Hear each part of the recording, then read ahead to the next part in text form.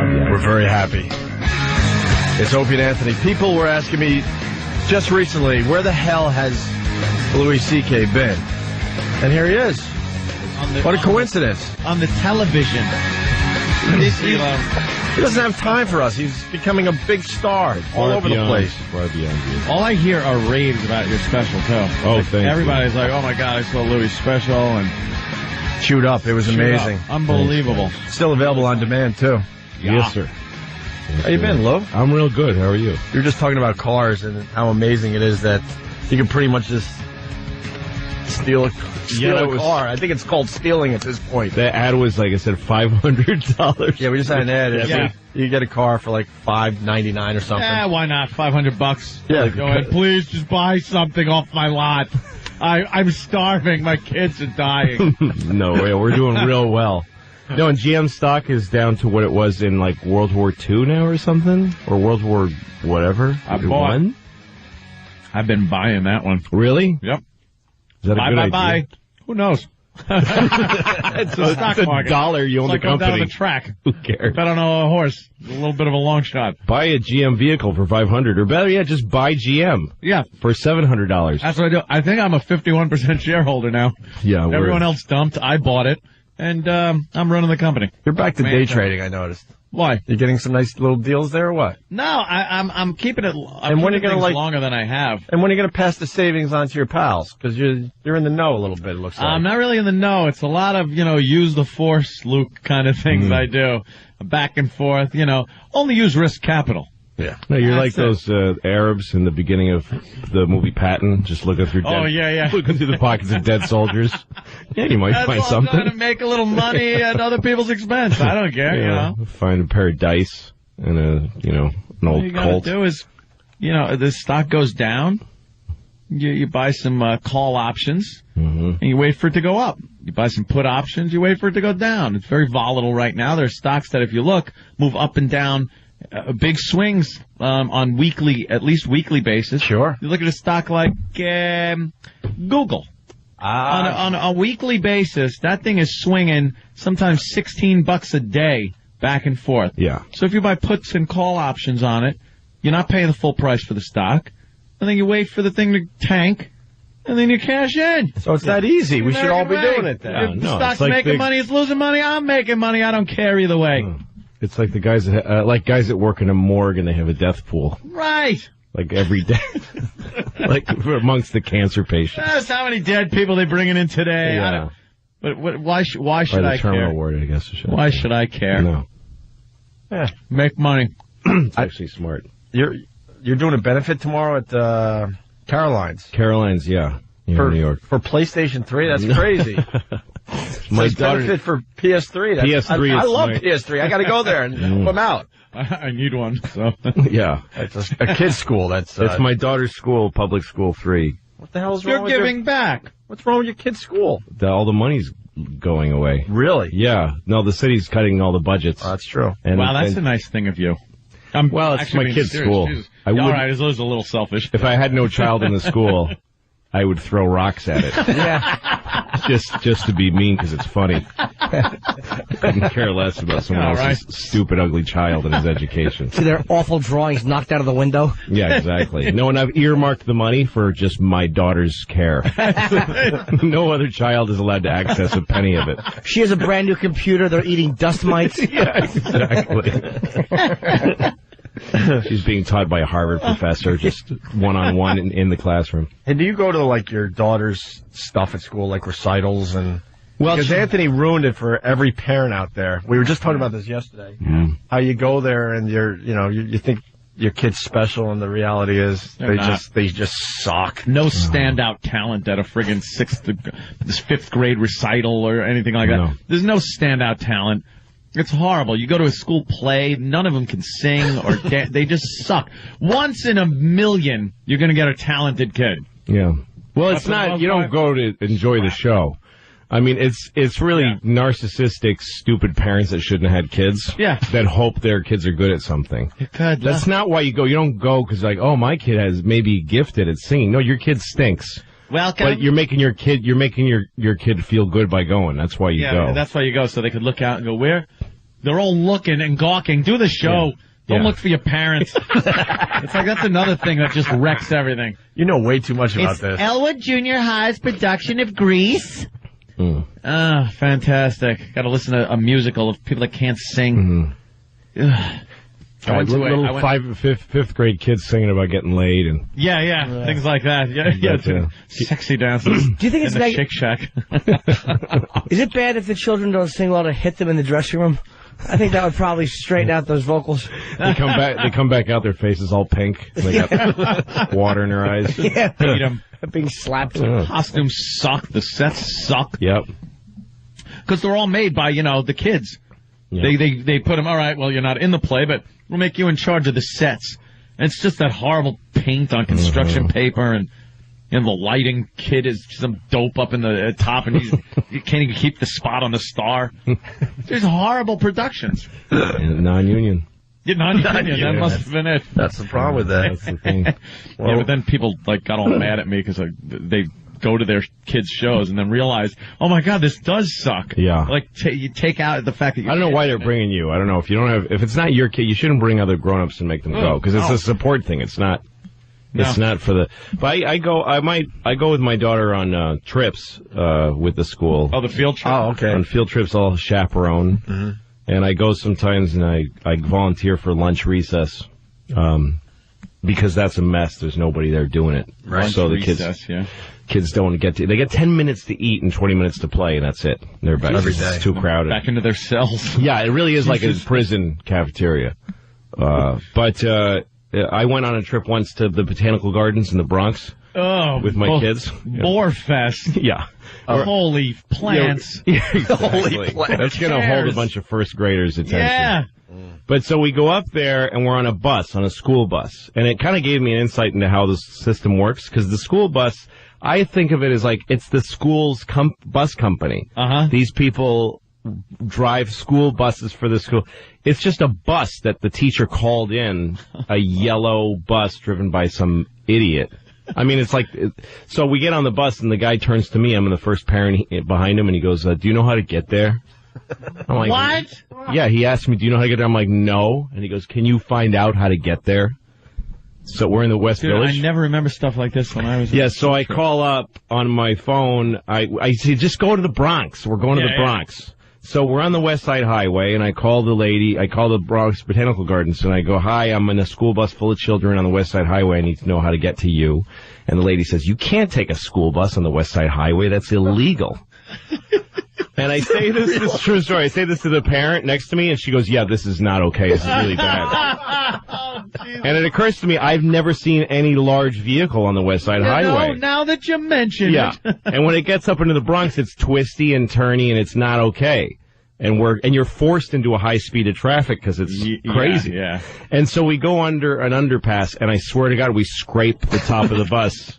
The whole bus goes and shakes.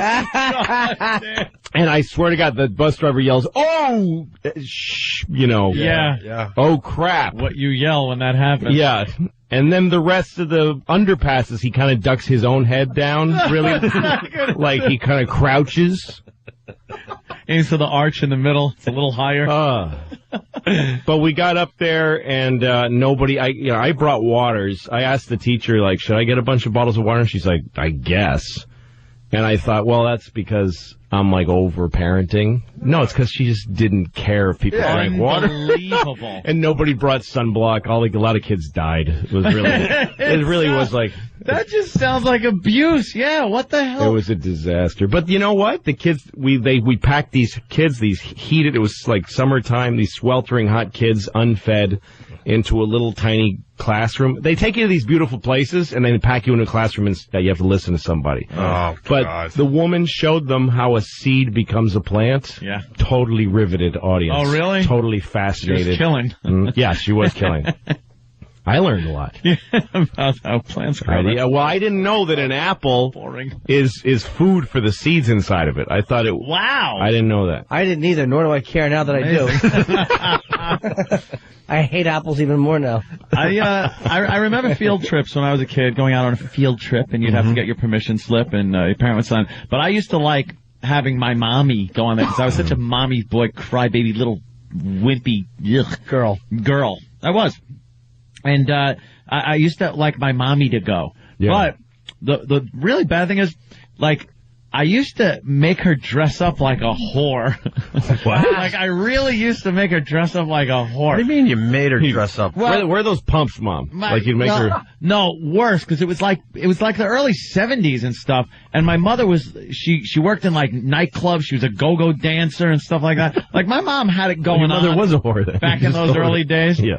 So... I'd go like, could you wear those, the knee-high boots and the red patent leather mini skirt? Uh-huh. And could you put your hair in pigtails? And I swear, she would do all this. Wow. She put her hair in pigtails, and all the, like, kids would be like, oh, your mom is so pretty. and I felt like good. Like, I felt all good. And we went to go see You're a Good Man, Charlie Brown at Radio City Music Hall. And Mom was a field mother, and she wakes up that morning. We're supposed to leave, and she goes, Anthony, I'm so sick. I'm so sorry. I can't go. I start crying, and she's like, all right, I'll do something. So she's swigging Pepto-Bismol. She was hung over to the point where she's puking. She got a horrible hangover. Now she's got to get on some diesel-y bus, dressed like a slut. With her daughter's son. Yeah, with her crying daughter's son. Her boy girl is in the passenger seat. And we get there, and I'm making her, I thought you meant her daughter's son, like Sarah Palin, like her. No, her daughter had a kid, and she was covered. No, Palin's kid had more dignity than this. Oh, I was just a drop of a hat, and I was whimpering and weeping as a child. So when she said she couldn't make it, I was just, I lost my mind. She had to go and then get her hair in pigtails and get the friggin' patent leather mini skirt with fishnets on. Pigtails for Mom, huh? I made her put in the pigtails. Oh, it explains a lot, doesn't it? No kidding. No. What's going on in your head? God. What? Oh, my God. I didn't even make that connection until you said that. Oh, boy. Wow. That's so we're backwards. You think? Oh, you think? Well, most people end up screwed up because they were molested by their parents, but you're screwed up because you molested your parents. I was trying to molest my parents. It's totally opposite. Yeah. I was trying to molest my mom at the time, I guess. Wow. Dressing her up. Did you like kids' music growing up? What? Did you like kids' music growing up, like little children's songs? Yeah, I think I did. Ugh. Like for a certain portion of my life, not like, 12. 3 thirsty mice. Shut up! You set up bastard. Set up his own joke. You set me up, ass. I bombed before with a thirsty mouse joke. Jimmy's really letting me forget it. Work it the rest of the day. Yeah, I was wondering why I was like, that's not really that pertinent a question. Oh, no, believe me. It was Nagasaki all over. No, I started going to the trips. I started going to the trips with my kid because the teacher asked me to, because they'd go to a show, and my daughter can't take a show. She gets really upset. Why? Drama. She gets really, really upset. Where does that come from, you think? I don't know. She takes things really to heart. She's very sensitive. So How old? She's 7 now. But it's been like that her whole life. Like when she was 3, I showed her a Charlie Chaplin movie, Hard Times. And she loved watching him fall down. It was fun. Yeah. And then there's this scene where him and this other, he's poor in the movie. Violin music starts. Yeah, it's really sad. And him and this poor girl. It's not like he had an expressive face. No. He and this poor girl break into a department store and start playing husband and wife in the department store. And she says, "Are they married?" And I'm like, "Well, they're pretending they're married." She thinks that's so cool. And then the cops come and they arrest him. Oh, no. And she just starts bawling. She was so sad. I find that hysterical. Kids are stupid. No, she's so sad for their lives being broken up. He's going to jail. And also, she's also sad for America in the Depression. Like, that's wow. Like, she just felt all of that. That kid's too perceptive. Yeah, she knows too many things. Maybe she said her dad didn't bring home some cartoons and instead indulging his own whimsy with a Chaplin film. That's absolutely right, Jim. That's absolutely right. She's taking on the world's problems at an early age. Yeah. Oh my God. But so the teacher would ask me to go to trips because she would always scream and run out of the room when stuff happened in these shows. People are saying so I come along. Cried less than me, though. Yeah. Well, I used to try to talk her out. Like we went to a show once with these little puppets, and it was a moment that was really a little over the top, like they overdid it. Some puppet goes, "Those look like rubies." Oh no, it's a dragon's eyes, and the puppet starts screaming and gets eaten. And my daughter, the scream that she let out with her hands over her ears, oh no, is something I'll never forget. I'll never forget it.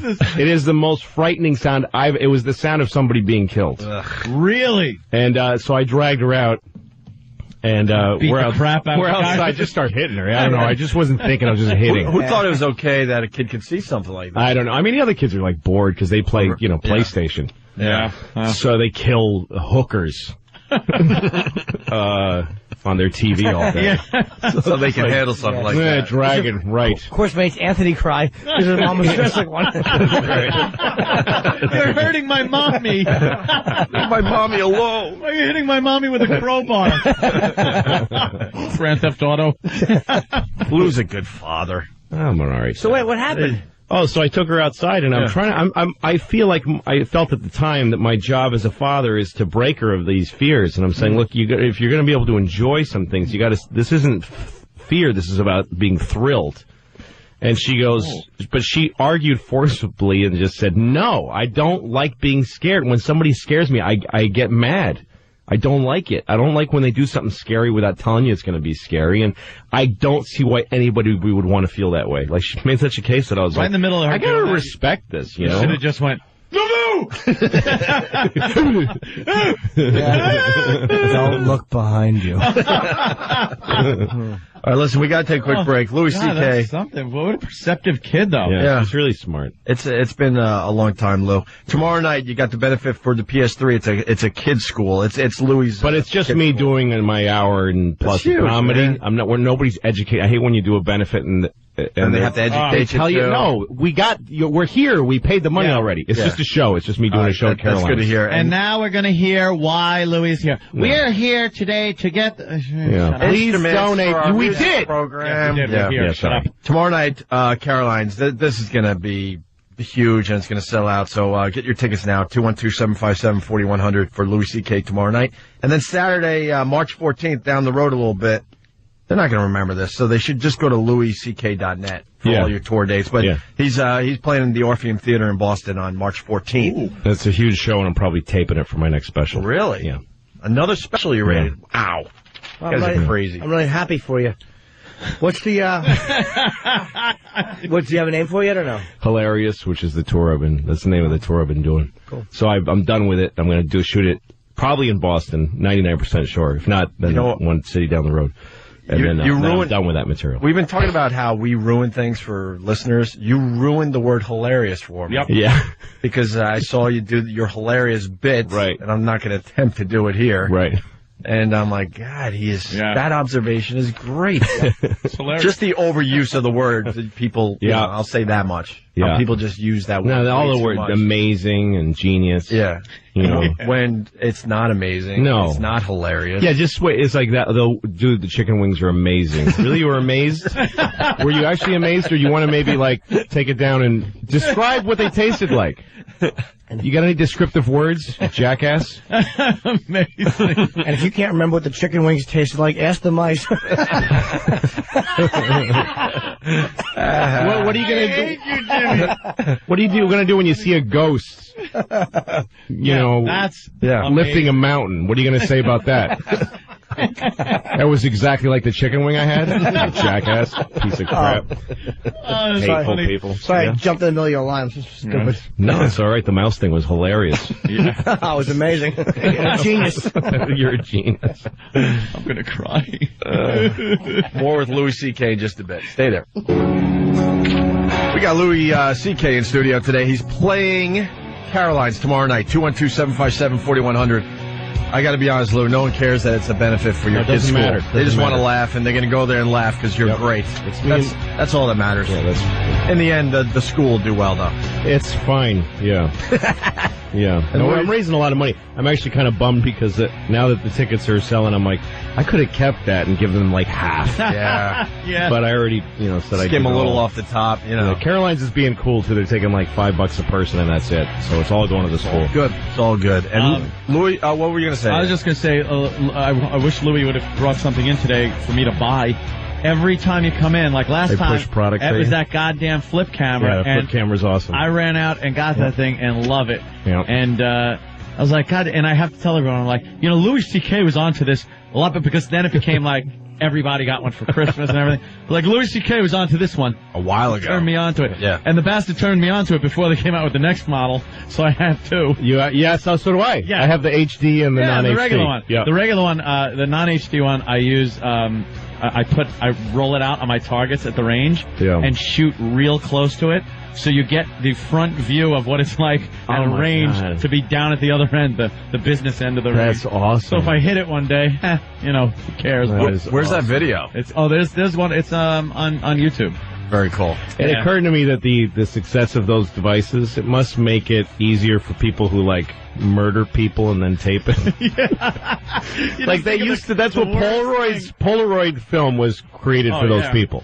Just a horrified woman's face, half naked, in that awful in Polaroid HD. washed out color. Now you can get it like an HD or hear her scream. Yeah, exactly. And it's not with a clumsy camera on his shoulder. He's just holding it with one hand, holding her mouth closed with the other. If only Hogan had lived long enough, he would have been so amazed at the technology of the day for pornography and being clubbed over the head with a tripod. Whatever the hell. He was motivated. Hogan! He was motivated. He had to set up that tripod and get everything just right, get the lighting right. Oh, was he fantastic? He was a bad boy. Dirty boy he was. Yeah. Louis was saying that he's had a few radio interviews he wants to talk about really quickly. Because he goes around the country and he's on a lot of radio shows. Yeah, everywhere. Are we one of the better ones, Lou? Oh, you're the best. I mean, there's not... Well, you have to say that because you're here now. No, I wouldn't do that. Is it between us? I wouldn't do that. No. And then someone else is going to call you out like, oh, come on, I was just saying it because, who am I offending that I care about right now? Neil Bortz. I don't know who that is. But no, both of these things happen on shows that I like, actually. But I don't even remember. The first one was, just see if you can guess who the person was in the room that did this in each show. You don't know the names, but the type of person it was. Yeah. Once I was talking about my ankle being worn out. It's a bit that I did. Heather Mills. And I go, I don't even understand that. Septic model. Exactly. Just talking about people with no legs. Oh, okay. No legs? You said ankle, so I was assuming. Ankle. Missing. Oh my God. I didn't say it was a home run, Lou, but I didn't realize. Better than a thirsty mouse. What? Thirsty mouth? Thirsty mouse. No! I think he's a thirsty mouth. That's what I thought he said, too. Thirsty mouse. Yeah. Maybe I ought to leave the mice jokes to Jimmy today. I'm sorry, Lou, go ahead. They're in his wheelhouse, I think. Yeah. No, I was talking about being 40. I'm 41. And how when you go to the doctor, they don't try to fix anything anymore. I go to the doctor because my ankle hurt for 3 months, and the doctor just says, your ankle's worn out. That's all. Wear and tear. Just take lots of leave. Yeah, that's what he said. And I'm like, well, what if I was an athlete? And he said, well, you're not an athlete, so no. So we don't have to worry keep those options off the table. And so I'm grousing about that and getting some laughs. And so a person in that studio, this was on the radio, on the phone, goes, really? Because I would think at 40 you would still be getting some solutions from the doctor. The hole. Yeah, isn't that weird that it was... The hole. The chick. I mean... They insist shuts, and all the laughter stops. Yeah. I would think that at 40 the doctor would still come up with some options for you there. Thank you. Why did fun kryptonite? And so there's a pause, and then I go... Yeah, he didn't, is what I'm saying. Where I'm going with this is that he didn't. That's the engine of this piece of comedy. That's how it functions, is that it didn't. Get it, dummy? What are you helping by correcting the piece of comedy? You would think. The whole point of any piece of comedy is that you're inflating and exaggerating to a comedic effect. So it's the easiest thing to cut the legs out from under it. It's the easiest, stupidest, most worthless thing to do. I hope you gave her this speech. No, I didn't. I just said, I packed all of that into, he didn't is what I'm saying. Right. And I just sat there so mad, and then the rest of the interview, I'm just like, yeah, and just answering questions yes or no, and I just want to get off the phone. Well, she doesn't understand because, again, we've said before that when certain holes just leak brains and humor out of them. And that's why when they're on a radio show, they just get up and their seat has funny on it, but the mic has none in it. No, it's like the fun of the show is a balloon, and she literally put a vagina on the side of the balloon and let the fun out. They insist on having the women part of these morning shows. And then there was another, that was somewhere in Pennsylvania. I don't remember where. And then there was a show in Albany, and it's a show I really like doing. But we're talking about my kids. And I go, yeah, I've got 2 kids, and I'm divorced now, so I have my kids with me by myself all the time because we share custody. And it's hard. I have to have, like I had to take a dump the other day, and I had to do it. Can I say that? They're not going to. Oh, yeah. I had to do it with the door open because I got 2 kids to watch and nobody else is home. So I can't, unless I'm going to gather them into the bathroom to watch Daddy take a poop. I've got to have the door open while I'm watching the kids. Right. And she goes, same person, basically, just keeps moving other cities within the same morning somehow. Same genitals, same different day. show. Yeah. She goes, really? Because your daughter's 7, I would think that she could take care of herself while you're doing that. Oh, my God, that's not the point, Oh, you my idiot. God. That's not the point. And I was like, well, yeah. And I went the other way with that one. I'm like, okay, that's how you want to do your show? Yeah. It's like, yeah, no, I guess that's true. I guess she could have. You're right. Just clothesline your jokes. Why would the Jews go into the bar? If they owned it, wouldn't they have been there already going over the books and the deliveries? Yes. Yeah, a guy who goes into a bar with a duck on his head, and the bartender says, what do you want, or something, and it's always the duck says something. Really, because I didn't think the ducks had the power of speech. Yes. And why wouldn't the bartender comment on the duck as opposed to just speaking? Really, because usually when I go to a bar, they don't even talk to me. They just seem real busy. There's an easier way to keep them from jumping on the bed. Yeah. Wouldn't a duck fall off? They are horrendous when it comes to radio shows. God. They're like Andy Rooney with breasts. No, but here's the thing is that I know many, many funny women, and I don't think it's a female trait. No. But no man has or will ever do that. No. In the history of my life. You kind of know what's going on, and because only a hole would be that dumb. But as a sex, I don't believe that it's a trait. No, I just there's an improv, which is a boring art, but there's art to it, it's called yes and. That's the rule of improv. It means that if somebody posits a idea, you don't say nah, because you've just destroyed the whole show. You say yes and you add something. You accept their premise and you add to it and you keep building that way. You don't just go no. I did improv once, and I just because it made me look good and made them all look bad. I was the no guy, and I shut down every scene that started. They're like, "Oh, sir, isn't this the restaurant where everybody's crazy?" I'm like, "No, it's a fine restaurant. There's nothing going on." Oh, okay. Could you please tell me where the silly restaurant is? I never heard of any place like that. Yes. Why would anyone go to a place like that? Would you want us to eat something? Yeah. And everybody just, Well, but I got huge laughs. I'll have the steak then. That's hilarious. Oh, is that really great? Good. Screw him. You think improv's it is a little bit boring, isn't it, most times? Yeah. A lot of times I've seen improv, it's very good. No. All right. Stupid holes. They just wreck. Why are they such a staple? Oh, it really is. Now, Anthony. But really, even more than that noise, it's that thing of like questioning what is the value of that? What do you think? Is this like the 60 minutes of my bits? Is this like you're exposing my bits so that they won't work and your show will be boring? We looked into Louis C.K.'s bit and found he wasn't being completely accurate. We visited this doctor that has done much work on 40-year-olds. It turns out he offered many solutions to Mr. C.K., which he did not bring up during the comedic bit. I went in with a hidden camera and said I have a problem ankle. Stop it. He offered me a lot of solutions. No, it's not funny. Yeah, there it is. You know you're right. Oh, Anthony. Oh, you know you're going to go to hell for this. Oh, I know. Yeah. I don't get it. Yeah. That's the one. I don't get it. Yeah. Oh, Guys. Uh-huh. That's the best one. It's like, oh, guys, like, stop the craziness now. Oh. Oh, yeah. Ugh. Now, guys, let's not make fun of people. Yeah, that's the number one rule. Let's just not make fun. Yeah. Anyway, yeah.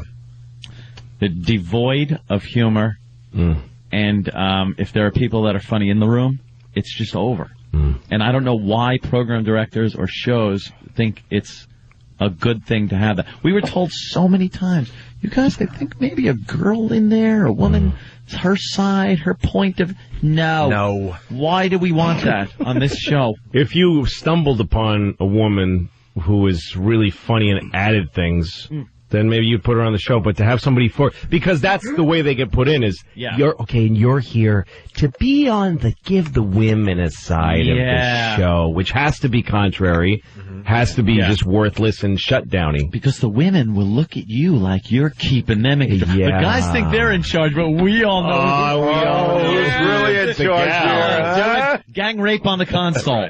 Show her who's boss. We just like doing horrific things to women on our show. Not having them as an equal to what we're trying to do every morning. We doing here. Yeah.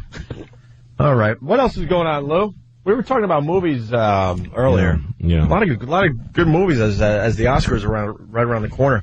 Jimmy and I separately saw Slumdog Millionaire last night. I ain't seen that yet. Didn't see? No, I saw The Wrestler and I loved that. Wrestler was awesome. Yeah. That was the scene where he's with the guy with the staple guns and all that. It was like amazing. That was like and they even mention it in the movie The Passion of the Christ. There really was that. Yeah. Horrifically, but really good. Yeah. Very good. Yeah, and Mickey allowed them to abuse his body for that movie. That's obvious. I saw an interview with him where he said he didn't want to do any of it. Like he had to train for 3 months, and he's like, I hate wrestling, and I just thought it was stupid. He didn't like the script. Really? Like they told me I had to go. Darren wanted me to go away for 3 months to this camp and learn. And I was like, no, I'm not doing this. But I love that he admits that now because it shows that he was dead wrong. It was worth it. Yeah. It was the best thing he ever did in his whole life. Yeah. But better than Rumblefish, Lou.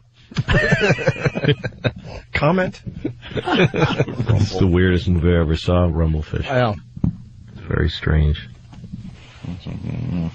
What's that? Sorry, the sound of Anthony. No, I'm like, I'm reading Pal Talk people. All right. Such racists. We could take a break and continue here. Can I say some other things? Yes, Jimmy. Big thanks to my friend Ann Coulter for sending me such a nice email about my Hanley appearance. It was very sweet. That's all. How? I don't like the friends you have. You friends with Ann Coulter? I am. Really? Like, how are you friends? You go out and you hang out together? No, we hung at the Comedy Cellar, and we emailed sometimes, and we interviewed her here, and bugs me. Yeah. It's Ant's girlfriend. Why basically. am I? No. It's the female version of Anthony. She's not my type. I'll tell you the truth. I just like her I think mindset. She's too old. She's just not funny. She tries to be funny. She's not funny. I'm attracted to her. Yeah. Oh, you are? Oh yeah, big time. Yeah. I am. Any chance? No. No. I'm attracted to her in the way that I'll have sex with anybody in the world, including a dead child that I found. That's how I'm attracted to her. You say you're not sure why that makes you feel. Well, Ant wants emails from Ann Coulter. Yeah, I'm not sure why I get so upset when Ant gets an email from Ann Coulter, he'll be very happy. People know Jimmy. I'll tell you why. It's because you're awed by my humility. It's sometimes when you realize, like, oh my God, I'm sitting next to this special person, and I didn't know it, and he never acts special. Is that what it is? I don't know. That's just what my guess is. I agree. It could be nothing of the kind. I agree. It could just be that Ann thinks that I'm a no-talent pile of feces and shouldn't get any accolades. Oh, Jimmy, I would never think that. You're on our show. You have been for years. Why would I think that you're not funny? Oh my God, my mouth is dry. All right, let's go to break. More with Louis C.K. As we go to break, we'll play a little clip from Hannity last night. Norton did a great job for Sean. Opie and Anthony. Why is that? Hold on. You work on Opie and Anthony's show, on their radio program. Look, there are people that did shut them down, want to shut them down. They want to go after Imus. They want to go after Rush. They want me dead. And it's like you can't tolerate an alternative viewpoint. Whatever happened to free speech liberals? Liberals have become such whinging babies about anybody who calls them out publicly. Obama has used tougher language on Rush than he has on Hamas. Who cares what Rush Limbaugh says or any other political pundit? They're just people expressing I care opinions. what I say. You were the exception of the rule. Yeah, no, because I'm here, I'm saying that. No, but Obama shouldn't.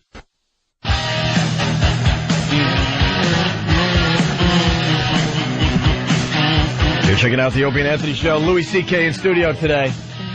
Caroline's tomorrow night. It's a benefit, but you don't have to worry about that. Who cares? Go there to laugh, and it will help Louis' kids' school, but there's going to be no preaching, just some fine comedy from Louis C.K. tomorrow night at Caroline's.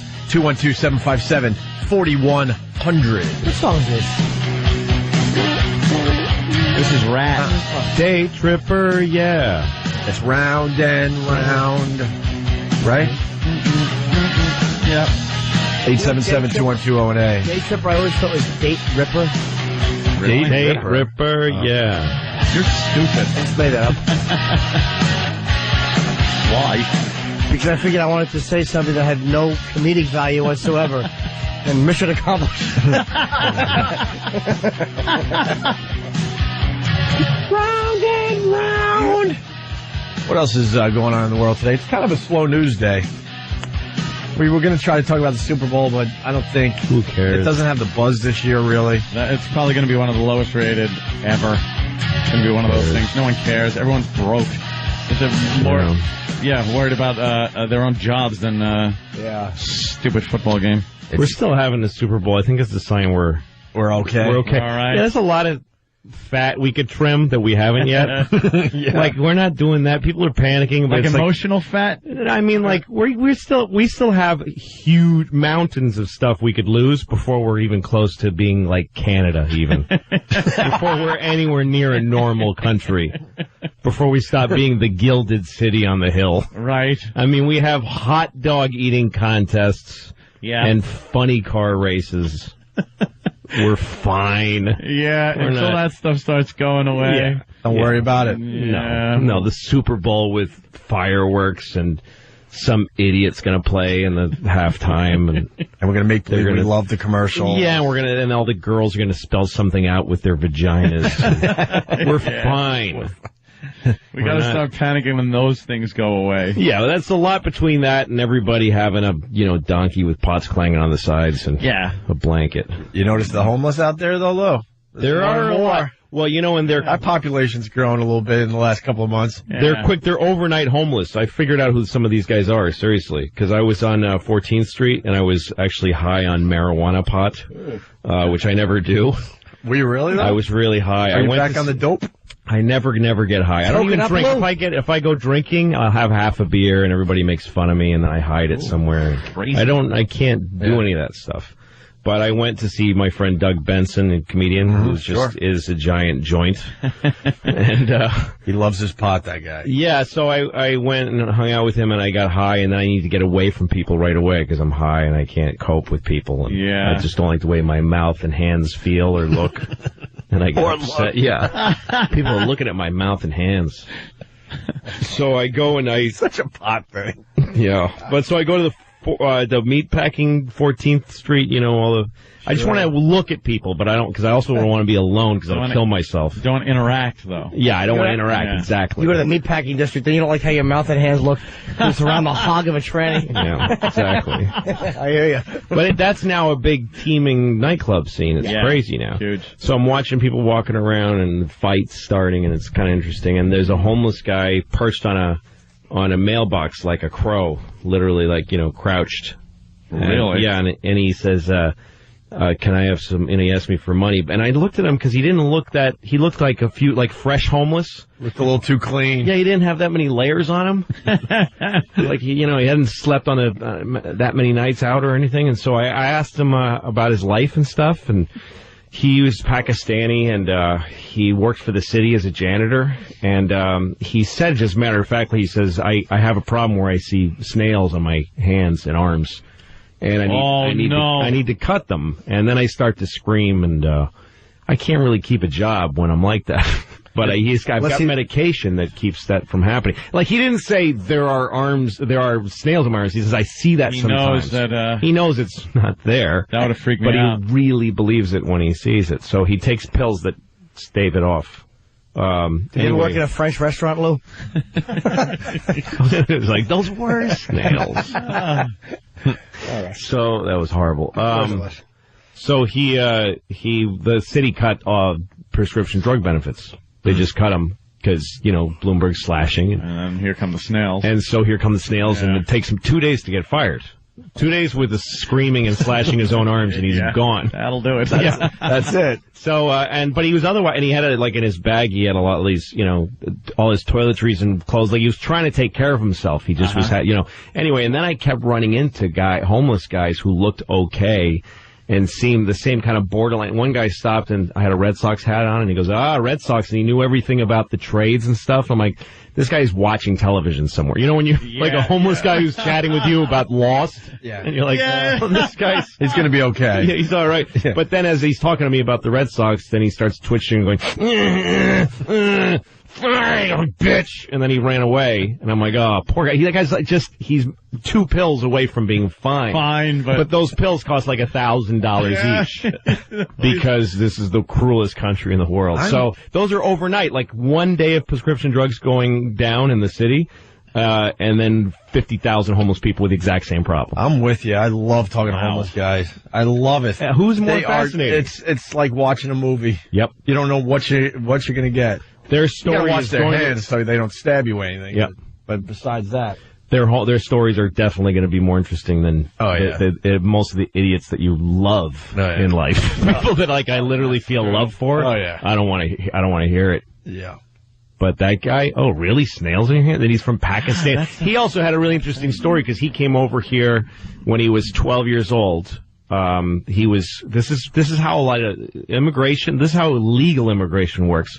His family Pakistani family owns like 10 gas stations in Queens, and his distant uncle paid for him to come, sponsored him to come to the United States, took care of all of his legal work, got him a green card.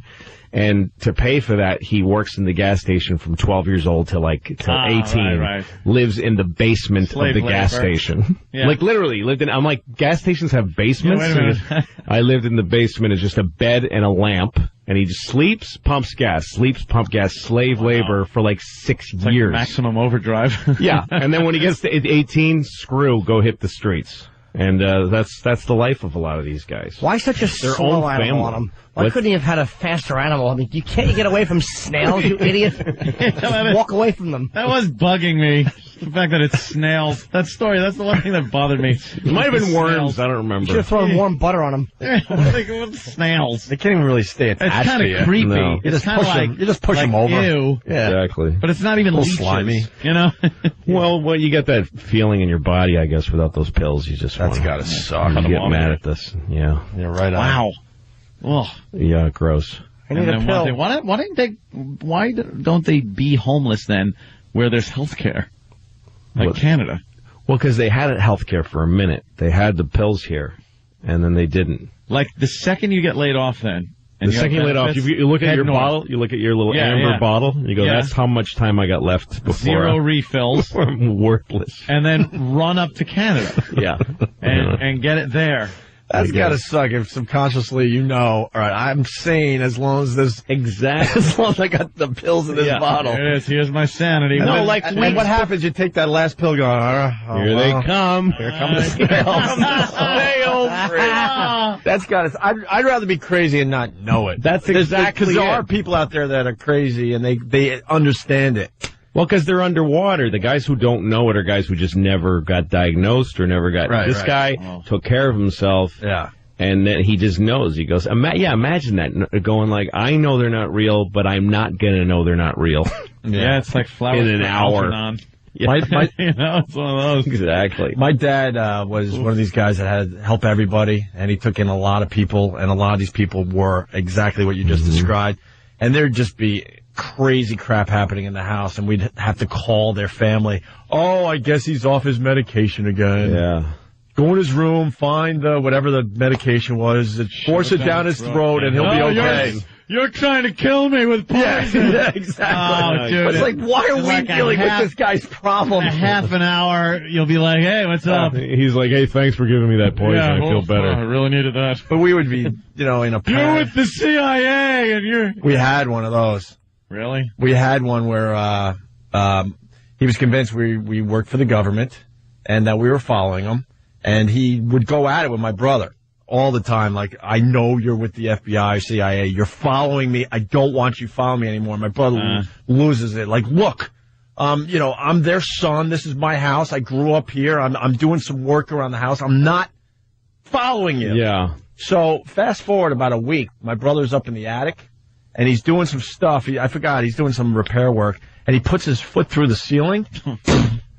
And he looks through the hole, and there's the guy looking up like, see, I told you! Oh, no. True story. Oh, no. I told you, you're following me. I've always wanted to do that to those people. Like, when I worked at Conan, I worked at 30 Rock, and my window looked out over this little plaza, and there was this crazy, wild, bearded man who would stand there with a Bible all day. Nice. He smelled like you could smell him from a long time. Yeah. And he'd just, God said, this is the day. I'm here to tell everybody. And we started fantasizing about painting a car certain colors or something and, pulling up and saying, you're right, get in, let's go. We got to get going. Just totally fulfilling all this craziness. Wear some official him a badge and go, you're right, the president needs to see you right now. I knew it. Oh, okay, I'm ready. Yeah, how would they react to that? Like a crazy person? Well, I got my stuff in a cart around the corner, though. Just throw him on Conan like that. Yeah, exactly. To tell his story.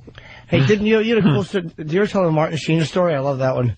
Martin Sheen. Oh, yeah, he was on Conan, and we did a bit with him. And I wrote a bit for Martin Sheen to do on the show, Apocalypse Now throwback bit. And so the publicist actually said he wants to hear the idea before he commits to it. Makes sense. So I called him on the set of Gettysburg or some movie he was making, and he was in character. He was talking to me as Robert E. Lee. Ugh. In character. But I've had guys do that before. The thing is that he's talking to me as Robert E. Lee, the general, but he's discussing, what time his flight gets in. 20th century stuff. What's the... well, sir, I fly into LaGuardia, I believe. I'll have to leave my sweet Magnolia as I catch a connecting flight. Catch a connecting flight through DFW. And get a town call, sir. Atlanta's burning. Why, I gotta get down there. And take the space shuttle to... That's hysterical. But so then we get it. He's in the dressing room, and I'm trying to talk him into the bit because he said he was going to think about it. So I'm trying to talk him into the bit, and me and two producers are talking to him, and then this little kid walks by at the door of his dressing room, and he goes, "That was one of God's little miracles that just walked by our door, gentlemen." He's being like the president or something. I don't know what the point of that was. The West Wing kind of. Yeah, it was one of God's little miracles. Just walk by our door, gentlemen. Without any sarcasm. No. All right. And we're with sarcasm, that's funny. Yeah, exactly. It's really funny. And I'm still just trying to talk him into doing my bits. So I'm like, oh, yeah, I know. I love the children. Well, there's a kid with a hanger on his head, then maybe he's right. Little hanger hooked lip, all jerked up. I have two children, and I still think that was a lot of crap. Yeah. I still hate him for it. Yeah. That makes my head itch when I hear that story. Oh, God. Yes. Miracle? Is it? Really? Yeah. What's the miracle? Both of your drug-taking miracles. Exactly. I aimed, I hit it, she came out. Wow. Ugh. Ever did the bit? What? He did the bit. He actually nailed it. Yeah, it was great. Yeah. It was just a bit we did called a two-way mirror in the dressing room. We pretended we had two-way mirrors. Oh, okay. So we'd catch them doing weird things. And he was shaving, and he cuts himself shaving, and then he goes into the spiral, Apocalypse Now, Saigon dressing room thing. Yeah, where he's just starts going bananas. Himself against walls. Yeah, it was good. Yeah, that's pretty cool. John Grisham is on Good Morning America with a book called The Associate. And I love it. What was that one he wrote about the young lawyer conflict? I'd like to spit warm tea in his face. Shut up with lawyers. How about another concept? There's a young lawyer, and he's up against it. Something. Yeah. And, he's because he was, case. because to prove his father was... Wasn't there a time where Tom Cruise, every movie he did was a guy who had something to prove because his dad was... Of course, because his dad was... Every single one. The car racing, the lawyer, and the pilot. Yeah. All three were a guy who... A lot of talent, but real self-destructive because his dad was a real... I flew at your dad. Yeah. Let me tell you what happened. Let me tell you what really happened. Story. It's classified. Now let's go play homosexual volleyball with no shirts on. Few good men, too.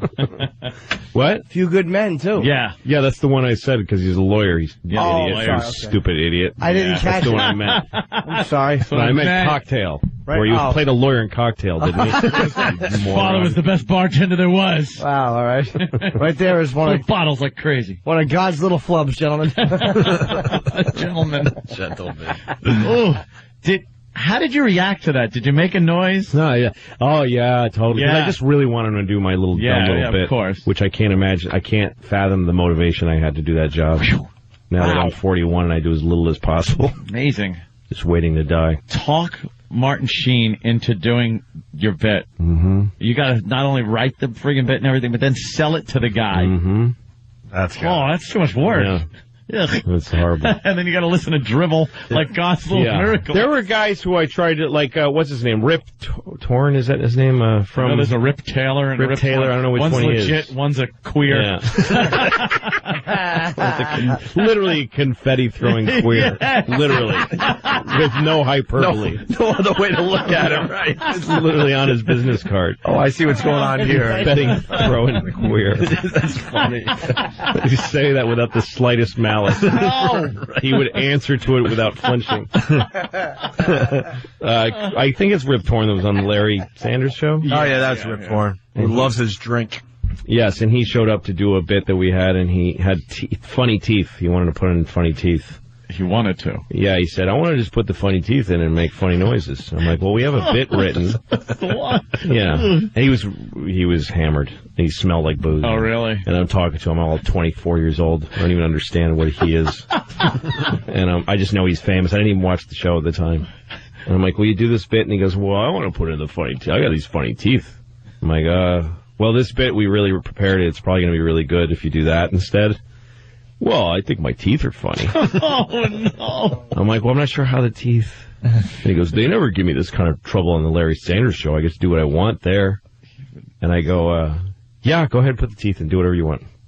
We'll cut to you, and you do whatever you want with those teeth, buddy. And I thought, I'm letting this guy just hang out to dry on his own because I don't care anymore. Right. And then he did it, and it killed, and it was really funny. I don't even remember what it was. He knew what he was doing? Yeah, he did. You gave him the rope to hang himself with. Yeah. And he did.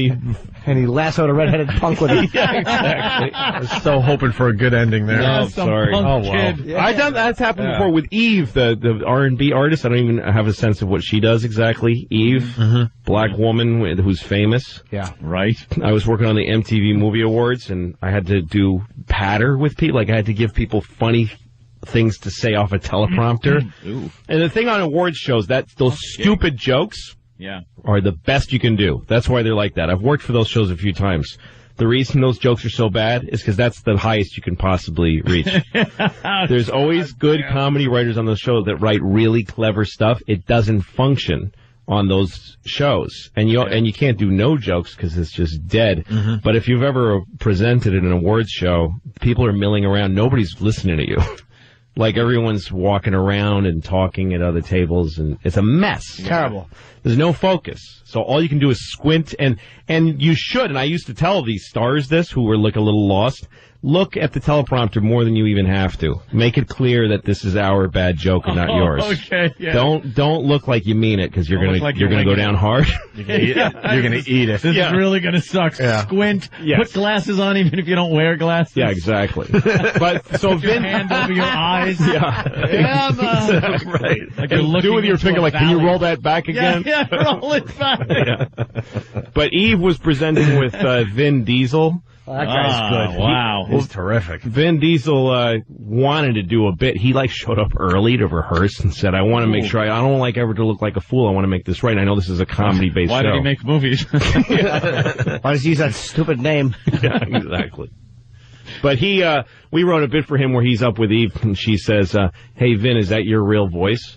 And he goes, "No, it's actually a fake voice." And she goes, "Really? Can I hear your real voice?" And he goes, "Okay." And then he goes even way lower and says, "This is my real voice." And I asked him, "Can you do that?" And he did it, and he can go lower than he really is. It's crazy.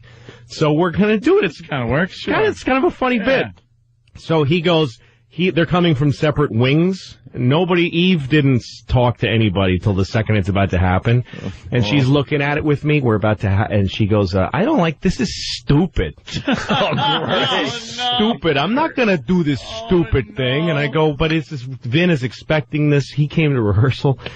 "No, I'm not going to. I'm going to just go out there and say, how's everybody feeling? Are we feeling the love?" And I'm like, "Yeah, go ahead. I don't care, okay?" Because I like how Lou just gives no, I don't care. People. Like, whatever. Go. Good. Go look. Kill yourself. Yeah. So she went out there, and Vin, she said whatever she wanted, and he kept reading the cards. I really wish there was a tape of it somewhere. Oh, no. So it's two completely different things. Yeah, she goes, "How's everybody feeling?" And he goes, "Yes." Like he answers. He's doing his part. And she goes, "Does everyone feeling the love?" And he goes, "This is my real voice." Holy shit. And then they both look around like, what just happened?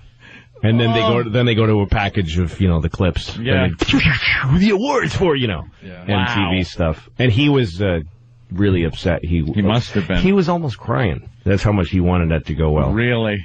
Yeah. He took it as a personal failure. Was he mad at her? No, he wasn't. He was too dumb to be mad at her. He's too dumb to realize she's the one. He thought he screwed it up. Screwed it up. Oh, no. Yeah. So I hate her. I really hate her. Every time I see her, I hope she dies while I'm watching. This is stupid. This is stupid. Really? Maybe you're stupid and ugly. Wow. Good. Go on. Do whatever you want. Yeah. Right on. All right, listen, we got a break. So funny. We're going to do a little mopping up next. We got Louis C.K. He's doing Caroline's tomorrow night. This is great. 212-757-4100 for tickets to see Louis C.K. tomorrow. All right? That's exactly right, sir. We'll finish up next. We got to get out of here. Got to move over to the other joint with Louis C.K., who's playing Caroline's tomorrow night. It's so funny you're playing that tomorrow. I'm there February 5th through 8th. That's so funny. It's such a weird coincidence because we're both comedians. Yeah, no, it's and an odd it's a comedy club. Right. That's kind of what I was saying. Really? Because it it seems counterintuitive that you'd want to... I'm with you. Yeah. That's stupid old crap. Most shows have them there, Lou. Yes. All right. Anything else before we move on? I think we're good. Let me think. Nothing I had planned. We did our job for the people out there. Well, now we get. They're lucky we showed up. That's right, Jimmy. How I feel on a daily basis. Hey, boy. lucky we here. Enough out of you. Shut it. Well, guys, I mean, we didn't get to the Obama in Congress to blast the city because the jet got bought. Well, the jet thing is pretty funny. Barack Hussein. Yeah. What happened? Well, the jet thing, because Ann had a good observation how, Citibank, apparently, part of the bailout. Yeah. The government gave them a lot of money, and they decided to buy how much was that? $50 million jet. $50 million private jet for their executives. That's what they do with the money? Yeah. Well, what do people think these guys are doing? Yeah, I think they think they're doling it out door to door. Yeah, we screw you out of some cash here.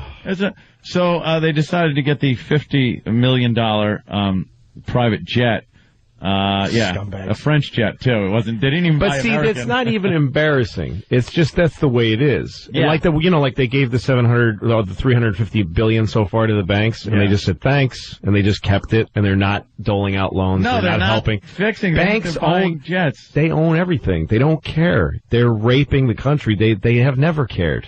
Yeah, they have all the there was that story once how an ATM machine got loaded wrong, so somebody put the hundreds in the tens drawer. Yeah. And so idiot moron Americans lined up around the block to get 10 times their money out, as if the bank isn't just going to go and say, well, we know how much you took, give it back, Jaga. In Monopoly, it says bank error in your favor. I get to keep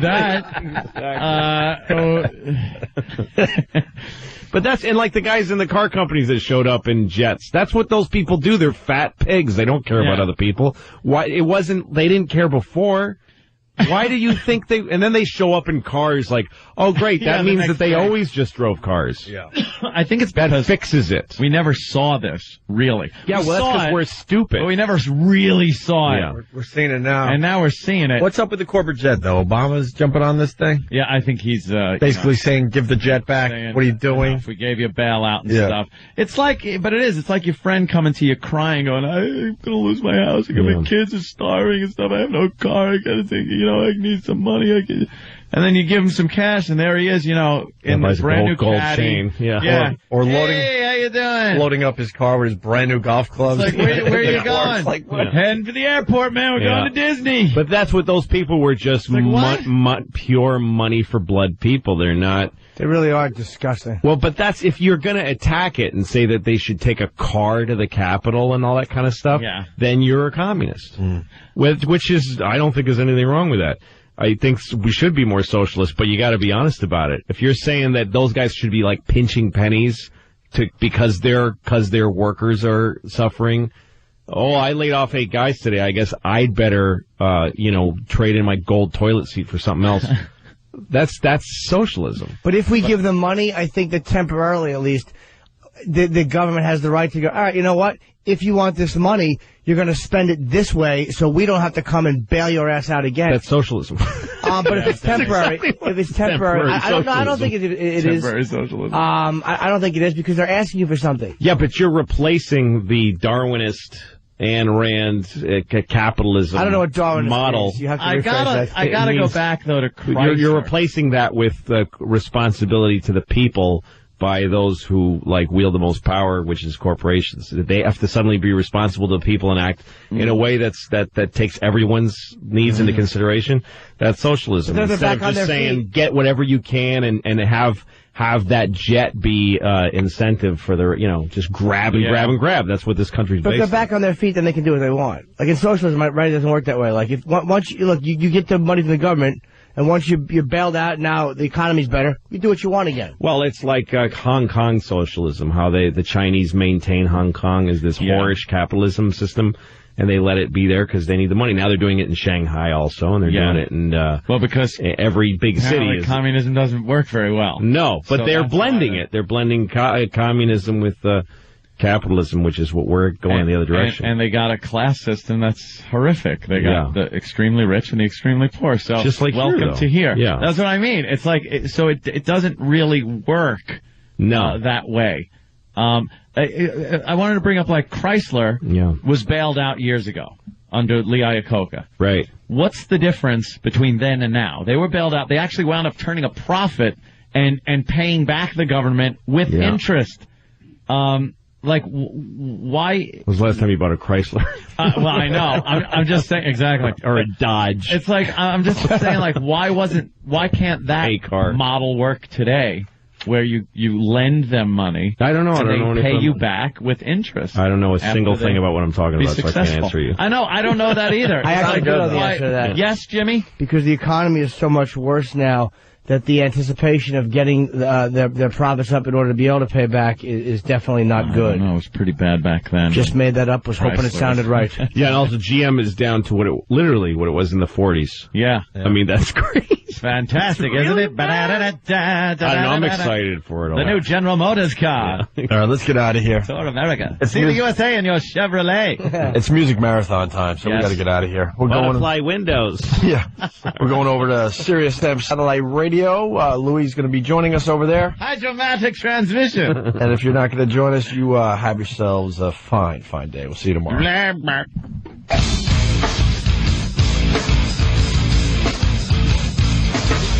Is this us? Yeah, it's us. Fucking Louis. I can listen to you all day, Louis.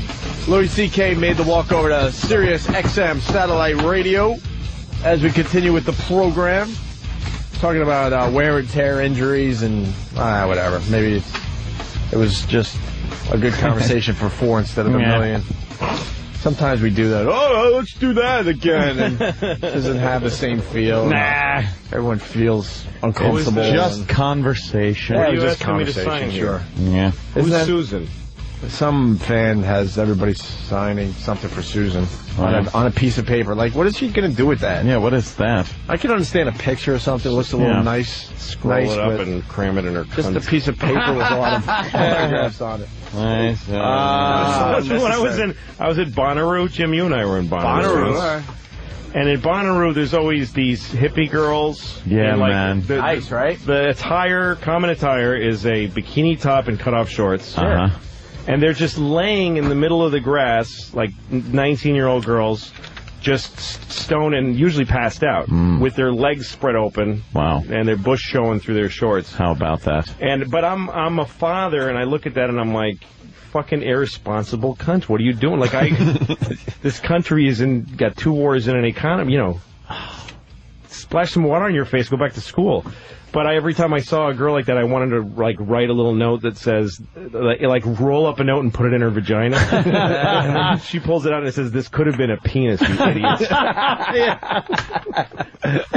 I could have raped you. You wouldn't have woken up, you moron. You love being a father, but does it bother you to have daughters? Not in the same way it does most guys. I mean, I feel a more heavy responsibility to raise them well. Right, you want to make sure you really do a good job. Yeah. Well, the running gag is always, that's why she's got the daddy issues. That's why she's up on the pole. You know, Well, I don't look at it that way. Like, to me, that's what every guy... A lot of fathers think that failure means that she ever touched a penis. Yeah. And she's a whore, and so they run... any child or person in the world is going to run to sex. It's just an instinct. It's how you survive.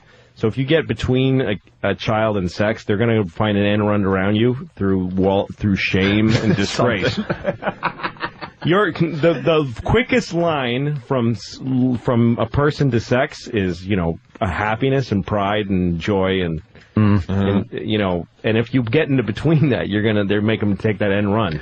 Go through shame and disgust and self-hate and Jimmy getting shit on. Your success as a stripper is my failure as a father. Your success. Even though it's bringing in a nice coin right now. Even though it's paying for my retirement. Yes. So I don't have this thing of I mean, a lot of fathers have that thing of I don't want her ever, I knew a guy who he bought his daughter a BMW because he wanted her to have a nicer car than the guys in her school. I see what he's going for. Yeah, because he just doesn't win on because he's got this I'm not getting a piece of shit. But now the dude is driving the nice car. Yeah, he's driving her nice car while she's blowing him. I'll drive. You can suck my dick. Right, you just made it even easier for the guy. Yeah, exactly. So, but the way I look at it is and also you're doing the opposite. You're making the girl have a high threshold of what she needs. She's gonna need a guy with a BMW. If you raise a girl with some confidence and some, and you give her some bedrock, you send her out into the world feeling like she can do whatever she wants and give her some She's still going to get her face and ass fucked. Yes, she is. She is, Jimmy. She's going to, but she's going to do it on her terms. She's going to grab that dick by the base and go, I want to suck this right now. That should be your goal as a father. That your daughter only sucks the dick that she thinks is delicious. She sees the smelly, shriveled dick of a rich guy like you and says, I could take it or leave it. I got got my own. I've set myself up. Yeah. I know I can get myself a job and take care of myself. I'm only gonna viciously suck dicks that I want to. I'm only gonna let guys who are quality guys fuck me hard in the ass while pulling my hair and choking. What's your worst fear having daughters though, as they get older? Yo, man, I'm a fan of your shit. Your daughter's my girl. Yeah. My biggest fear, just that there's nuclear apocalypse and they're just on a pile of debris. Just all right. No, lost in the sauce. I have horrible fears as a father. Horrible. Yeah. I mean, I'm Not plagued the by horrific stuff. I'm just saying. Well, those are the ones you have. I mean, those are the ones you have. Is there's horrible things that can happen to them in this world. I can't believe. But you better not see the movie Taken. Yeah, I would never. Yes. That kind of shit is just so manipulative to me. It's like Really? It's so easy. It's easy button to push with a parent. But to me, if the the idea that my kids are going to go to school by themselves, even that I'm going to open the door and say see you later, have a good walk to school. That to me, it's unconscionable. I don't see that day. I can't live it in my head. Wow, that's fucked up. A day that they leave without, and I did it every day from second grade. I used to walk to school alone. Walk to school alone, just like, hey, I'm going out. You hop on your bicycle and just fucking tear out somewhere. And you wouldn't even come home for hours, and then you come home and your mom's just like, oh, yeah, back. You walk weren't even thinking about where you were or anything. But I think you're lucky because nowadays everyone has a cell phone. Like, when we grew up, you just were out that front door on your own until you came back. Now you could at least, check on them a little bit. I guess so. I don't know. Maybe they don't want that, though. So you got to figure out how that's kind of cool without being overbearing, I guess. Yeah, and I think the whole cell phone thing of people being always accessible, it's all just very weird. I don't know how to be a parent in that environment. I don't know how to be one without it. I wasn't a parent in the 70s. Sure, no. But I was a kid in the 70s, so I had the relationship that way. A lot of freedom. I don't know how this shit's going to work. I am scared of it. Tim from Columbus, what's Louis' biggest fear as his daughters grow older? One word. Anthony. No. Listen, if my daughters grow up, and again, they have a whole life that they can sustain on their own, and they meet a guy like Anthony, and they find it might be fun to roll in the hay with that pig. I hope they get what they want out of this situation. Wow. Nice. His rich skinny fingers. A little bizarre mustache up against their cooch. Yes. Whatever, Exactly. Leaving the house alone, though. Wow. That's what scares me. But then I don't think about them in the other term. They're going to be grown. They're going to be adults. It's no longer going to be any of my business what they do with that. Right. Wow. But until then, it's got to be just a nightmare. The only thing that I think about, is just them. I worry about that, and I think about it sometimes irrationally. You can't help it. About them getting hurt or something. Too much fucking turmoil. It's a dangerous world. Too much worry. Too much fucking this. I don't even know how or why you have kids. I don't know. Not you personally. I'm talking to everybody in the world, plus you. It's a lot of It's fear. like, why the fuck, and then your whole life is like, now I got to worry about. I'd rather just worry about me and make sure I fucking make it through life. It's a lot easier just to worry about yourself. Now that now that I'm married, it's like, holy shit, I gotta this is weird. I actually really have to worry about someone now. No. Not the fake worry, like, oh, that sucks, but then you move on with your life. It's like, wow, I really have more worry in my life. Well, and in a way, though, it's and then you add kids to that. That's crazy. Wow. Well, when you have kids, too, that kind of does a give and take, though, because I don't worry about myself anymore. Oh, really? Oh, really? I don't care about what happens to me. It's not important. Only in terms of them. Like, every time I have thoughts of suicide, don't worry, I'm fine. But every time, it happens to everybody, I go, I'd like to just fucking cash out right now. I don't need this anymore. My first thought is I can't do it. I got the kids. I can't do it. So I don't think in terms of my own happiness anymore. I just think about their like, there's some parents, and I think it is actually good that my only worry is the ghoulish fears of, like, the random things that could happen. Yeah. Because some parents are like they answer that question, what's your biggest fear? That they'll forget who I am and not love me when I'm, fuck you, Fuck you. Gives a shit. Most parents are very narcissistic about that they'll know that I love them. And like in The Wrestler, which I really loved, but when he says to his daughter, I just don't want you to hate me. Fuck you. Let her hate you. if that's going to make her healthy. Who gives a shit? Right. It's not about you. Stop with the guilt. Yeah, you fucked somebody and had a child. Right. Now your responsibility has shifted to them. Yeah. You don't longer have right to be selfish. Oh, wow. That was a good movie. Do you see The Wrestler? Yeah. Yeah, I like it. Right? Yeah. Yeah, it was good. Speaking of movies, we got Polo out there. Oh, that's right. He did a movie.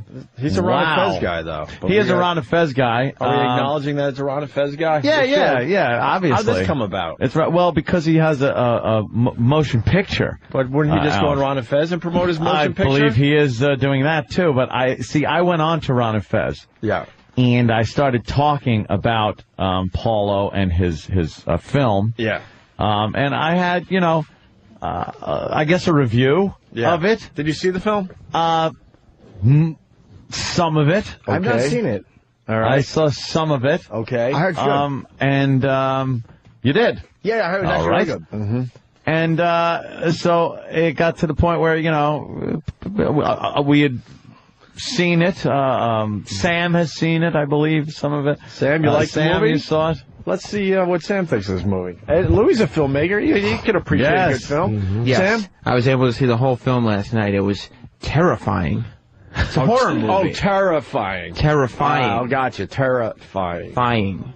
Gotcha, yes. It was long at parts, but... Long in parts, huh? Yeah. One part would be longer than another part. It was... The first hour was a lot longer than the second 10 minutes. I assumed that it was going to be one of those so bad that it's good movies, especially since most of the cast I know. Oh, really? You've seen them walking around these very hallways, and That must be amazing. You just know them, not as actors, but as just interns and people and fucking friends of the show and fat little English people that sell fucking T-shirts with tiny heads, little heads and no brains. Stalkers. Stalkers. Mm-hmm. So I figured, at least I'm in on that. It'll kind of be funny. It didn't catch me like that. He's right there. Listen. Yeah, I didn't get it. I didn't get the point. Oh boy, you may want to. I didn't. I thought it was horrible. Well, should we, dude? I don't know. Can we ask him questions? Paulo, sure. Yeah, come Paulo's on in, coming Paul. in. This is Paulo. Come on in there, Paulo. The writer, director, star of the Orson Welles of Gap. Yes, exactly. Gap. Of Gap. The movie's called Gap. Wait, well, I want to start by saying Paulo. Now it's been obviously many years. I said they replaced the G with a CR, and you might have a movie. Paul, It's a Paulo. spelling joke. Yeah, we I'm like. not kidding. Yeah, it's been many years. Doing my head.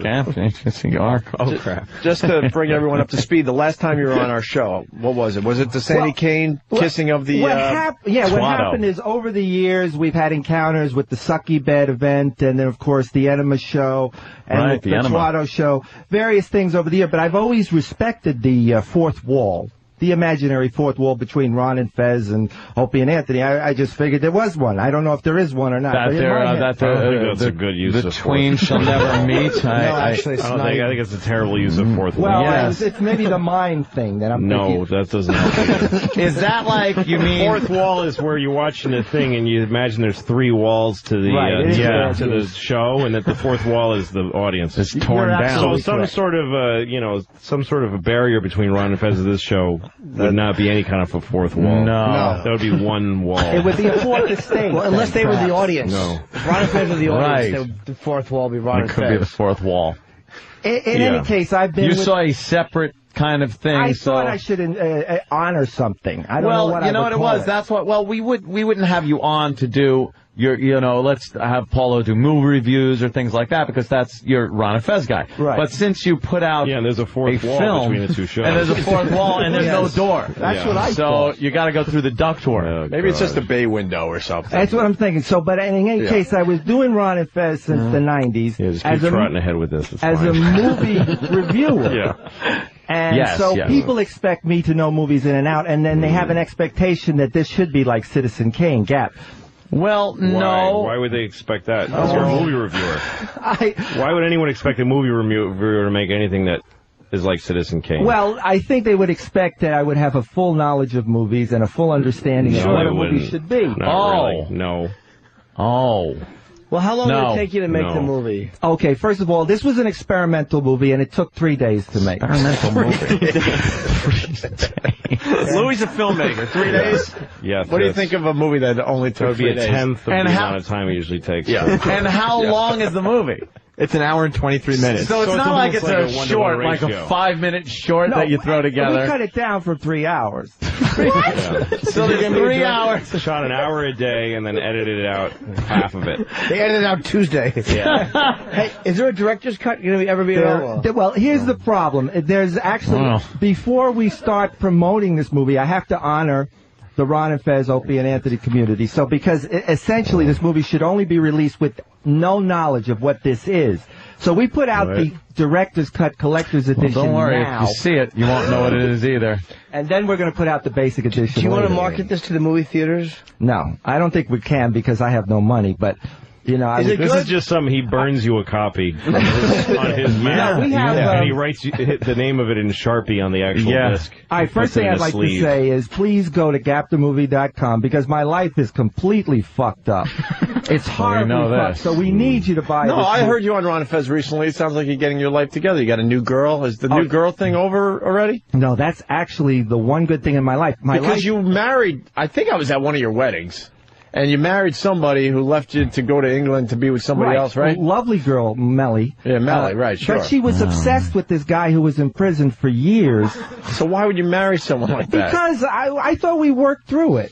It only takes 3 days to shoot a movie.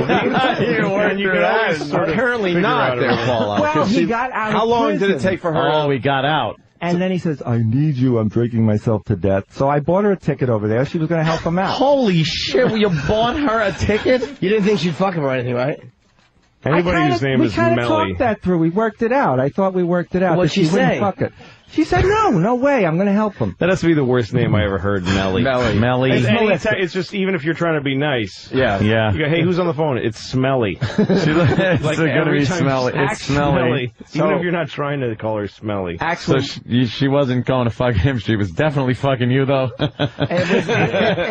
that's Wait, not Paul, hold on. How long did you, as an open-ended ticket, or how long were you sending her for? To help the said guy? 2 weeks. 2 weeks. 2 weeks. So she didn't need the in 2 return weeks. ticket, apparently. Oh, boy. So was he someone she had fucked before?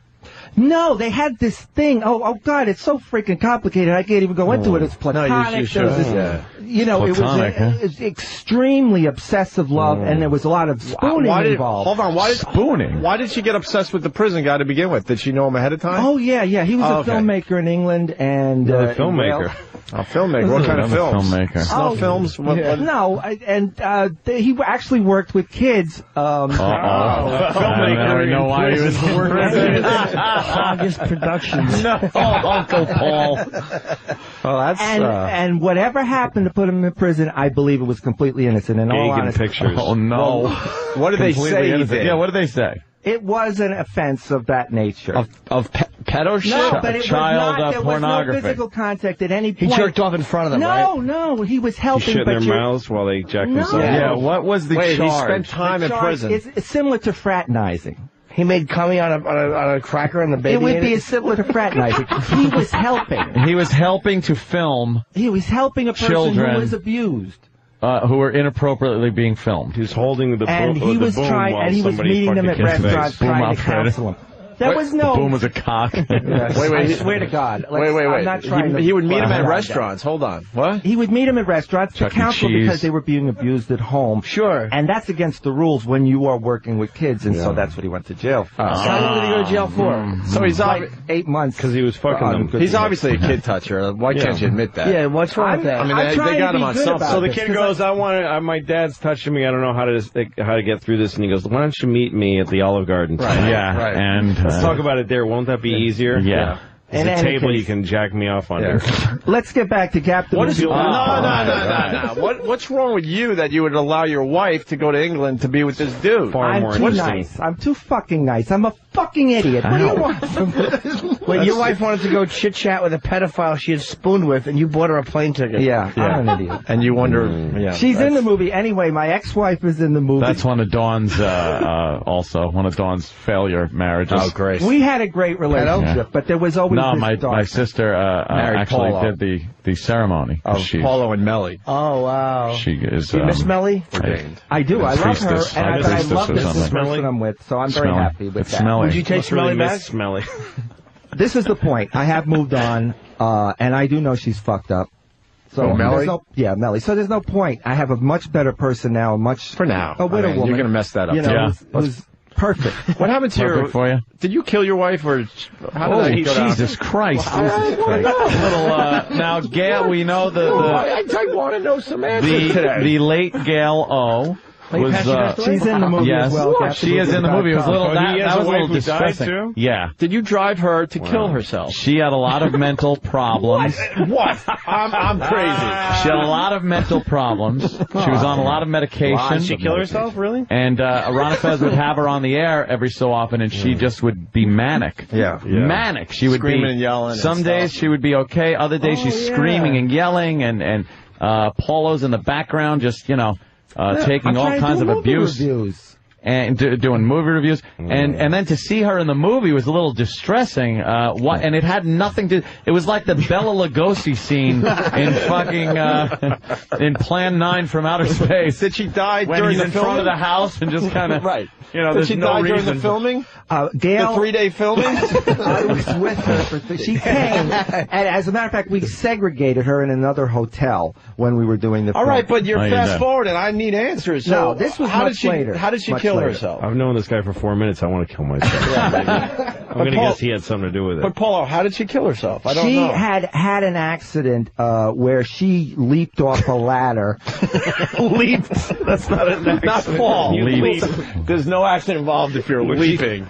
Well, I had put the drugs on the top rung of No, some. I was kidding. I swear to no, God. this guy is. I swear. No. There's swear to no God. kidding Oh, here. I didn't ask for these. I swear to God, she. As long as you got them. I was. I might I have didn't one. want them, Donuts, really. Donuts are pretty good, right? Donuts, that's weird. I never would have asked for Thanks, these. Ken. So weird. As long as I don't want to be rude. Notice I've look so lost good weight. with They her. did to me. What are you doing? I want a donut so bad. He's got a rod. Great. Donuts and sushi is a great Oh, God. combination. It's not, Lou. That's wonderful. No, it isn't, though, is it? Because they are very contrasting tastes. Oh, you hole. All right, listen. This story is too good. Yeah, so let's yeah, focus all right. back here. So, All right, just so one Gallo aside. died. Yes. So you put her drugs, Right. her medication, or these were illegals? No, they're all legal. Well, they're all legal because they all came Nobody from knows. pharmacies. But she was Right. over medicating herself? Oh, yeah. All right, so And so you put the drinking. drugs And up drinking. on the top rung of a ladder? And No, where was this top- ladder? Let's say about. Oh, she used the ladder. Yeah, she used the ladder. All right, where were the drugs? I'm sorry. They're way on top of a bookshelf that may be 9 feet high. What kind of How tall drugs is your were there? house? You have It was a 9-foot tall- bookcases? Yeah, this is all. Fucking bookcases are there. I was a double stacker. How did she know they were there? Because you told her? Or she was searching until she No, found them? she's searching. Yeah. She's crazy, and she needs the drugs. Yeah. And I decided at that point she doesn't need the drugs. You know, she needs to stop. So she gets up on the ladder, and I find her. I went to the store. I came back. I find her on the floor. She broke her shoulder, so she had to go to the hospital and everything else. Then later, the She screw. died of a broken shoulder? No. Give me a chance. She broke it with a train hit it. right. She thought the screw would have. There was a screw in the shoulder that was starting to poke out. Oh, boy. So it needed to be redone. Yeah. Wow, you just bend it over with a hammer. That's what I told her. I used to Bend do. over the tip. So when she went in the day she came out of the hospital, for the 1-day surgery for that, late they gave her more drugs, and then so it was boy. all extra drugs that night. Yeah, And then. So she had too much drug. It was a drug overdose. it was drug overdose. Yeah. Jesus. I'll be entirely honest with you, is that What happened? Yeah. her crazy life. I mean, Yeah. I spent 30 years with this woman. Crazy, especially the last few years because she had all Yeah. these medications. The best, she really got to a point of being close to God and then... Boring. A lot closer after the OD. Yeah. All right, and anyway, she's in gapthemovie.com. But so who wants to see a dead girl in your movie? That was a little creepy. Yeah, right. I just had integrity after it. And, exactly. And the thing is, her part made no sense. Not that I'm saying that most of the movie made sense. I'm just saying that part especially. And Dave screaming, too. Dave from the Ron and Fez show screaming. I didn't understand what that was all about. All right, let me just very briefly explain the movie. Number one, it is meant to go for the horror audience, which is, of course, this crazy, fucked up shit. The more crazy, fucked up it is, the better. Right. It's also so like a slasher movie kind of thing? It is also intended for the art house audience, which also is into crazy, fucked up. You know, if you're going to talk Jean-Luc Godard. Art house, shit house. No, art house, okay. So it's kind of a message movie as well. So all of See, that's what I was missing, was the message. Yeah. Yes, and the message is this movie is horrible. So it is what it is. It is a specific thing that was done as an experiment, and it is about a video diary of a madman. And of course, part of the problem is a lot of people seem to think I'm a little bit of a fucking lunatic as well, and I don't think so. Well, go. They do certainly, say that. So I've been listening to the Gap explanation for how many years? And a half, something like that. I still have no effing idea what this movie's about. Saw it, or most of it anyway, and I have no idea what it's about. All I see in scene after scene is Paulo with some type of a knife, some victim poorly tied up in the background. Yes, very loose. Very loosely tied up in the background. 3 days. Trying not to laugh as they're squirming and not really trying, or the fear isn't really getting there. And then a bloodless murder scene for a horror movie. Well, Anthony, maybe he didn't tie them up tightly because the fear, the intimidation of who he was, was keeping them there, and that's part of the mystique. Or maybe of he him didn't tie them tightly because it made them uncomfortable. They weren't actors; they were just friends of his. Well, the fear and intimidation would have been a good thing to keep the viewer there, because it didn't work for me. All right, first of all, to defend the movie, yes. I honestly believe that, there has been it's a specific type of movie that you haven't seen before, and it kind of taps into that audience, hopefully, down the road, once I finish marketing to my core audience, which is, of course, Ron, Fez, Opie, and Anthony. I want it to be four people. You don't have to put Opie and Anthony in there. Okay, no problem. Ron and Fez and pedophile. That's your audience. Pedophile, fucking wife stealers. The Blair Witch Project. The Blair Witch Project is obviously a lot of shaky cam and things. Oh, right. Okay. So you kind of were going for some kind of this is not professional. Exactly. Professionally shot. It's supposed to be some lunatic setting up a tripod with a camera before he kills people. Right. Why don't you just cut your losses and just not promote this movie and make another one? Well, first of all, let's give us one a day in court. This might be good. Here's the problem. As apparently people know my life, a lot of problems. Those life's a movie. So I have $145,000 in debt, and then I have 2 houses I can't unload. So I'm not able to make another movie until and besides I have. How much did Gap cost? Oh, not a lot. How much? How much? Technically $10,000. Why so much? Well, because I had to go to New York, and we had to get people together and get hotels and stuff, because I had to sort of gather people. So your logistics cost more than the actual taping. The editing was a little bit, but the editing was a little bit. What, you actually had an editor? Yeah, I actually had an editor. Who was the editor you hired? The governor of New York? This fucking thing goes on forever. I cut it down for 3 hours. From 3 hours. The scene with No Filter Paul. Yes, who's a genius. He does great work. Using that word again. I want to see that. That scene goes on and on and on to it's maddening. And I don't mean in a good way. It's not like I was saying, I don't mean like watching this and going, holy shit, this is great. I was like, holy shit, they're still fucking doing this. I left. Usually when I'm watching a movie I haven't seen before, and I have to go take a piss, grab a beer, whatever, I pause it. Sure. I didn't pause this. I just went. I took a piss, I grabbed a beer, I washed my car, whatever. I come back, Fucking No Filter Paul is still in the chair, loosely tied, with no shirt on. Everybody is in their underwear. That's true. Yeah, everyone's in their underwear. And there's some nudity as well, because, they say the foreign markets, you need the nudity. So it's foreign markets? What are you looking for, foreign Jersey? Over here we like clothes. It's Japanese. I need... Japanese? The Japs, please. GapTheMovie.com. Get on there. I actually have a... Just change the G to a J, then. I don't think it's about them. Oh, he go over fourth wall. He went over fourth wall. I don't like it. Fourth wall? No, you can never go over fourth wall. Between a Roy Fizz and Opie Anthony is a fourth wall. Hey, love the gap. Hey, are you familiar with a movie called Peeping Tom? Yes, of course. Oh. Well, Louis might be onto something. Louis thinks that your movie sounds very much like Peeping Tom. It is, absolutely. It's the same movie. It's a famous British director who did a lot of very fucked a wife of some guy and shipped her over. That's right. Oh, he was in prison. He did a famous ballet movie called The Red Shoes, but he did the Peeping Tom. Real famous. Well. Yeah, no clue. I also just I want to touch on something. The way it was shot and edited. Yes. Do you or the editor or anybody, who was in charge of the aspect ratio of the movie? All right, there were the whole point is to be as experimental as possible. Right, I understand. So you change aspect ratios from time. I understand. So it would go from widescreen. With experimental film, the idea is that you have an idea that you're burning to do as a filmmaker. Mm-hmm. Nobody's really done it before, but you're willing to try it as an experiment to see if it'll work. The thing isn't to go, I want to make an experimental movie. So what kinds of things are experimental? Yeah. You're supposed to start with an idea of a movie that this is a movie I really want to make. I think this would be cool. And even though it hasn't been done, I'm willing to do the experiment. You're starting with, I want to do something weird. Yeah. Right. How about changing the aspect ratio that will hurt people's eyes? That will just, like, the thing is, I'm thinking if you were going to go widescreen, right, then you shoot the whole thing widescreen.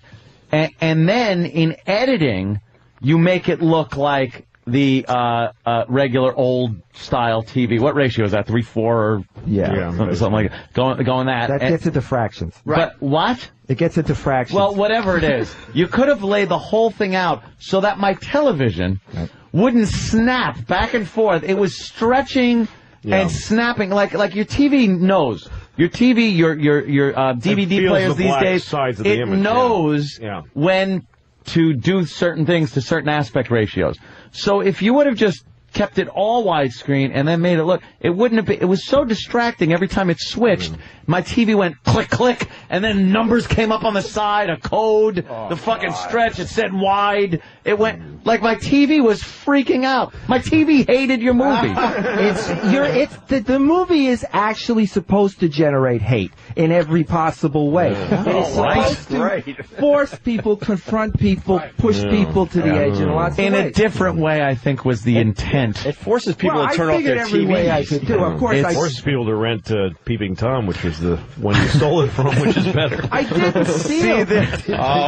Which was better. We all steal. See, what you're saying is... I didn't steal. Yeah, well, we all steal. You and the thieves all steal, yeah. Hey, Paul, what I'm saying is there's a difference between, let's see, you're watching a movie about a bank robbery, and you're, like, immersed in it and going, holy shit, I'm afraid, I'm concerned for these characters, there's a bank robbery going on.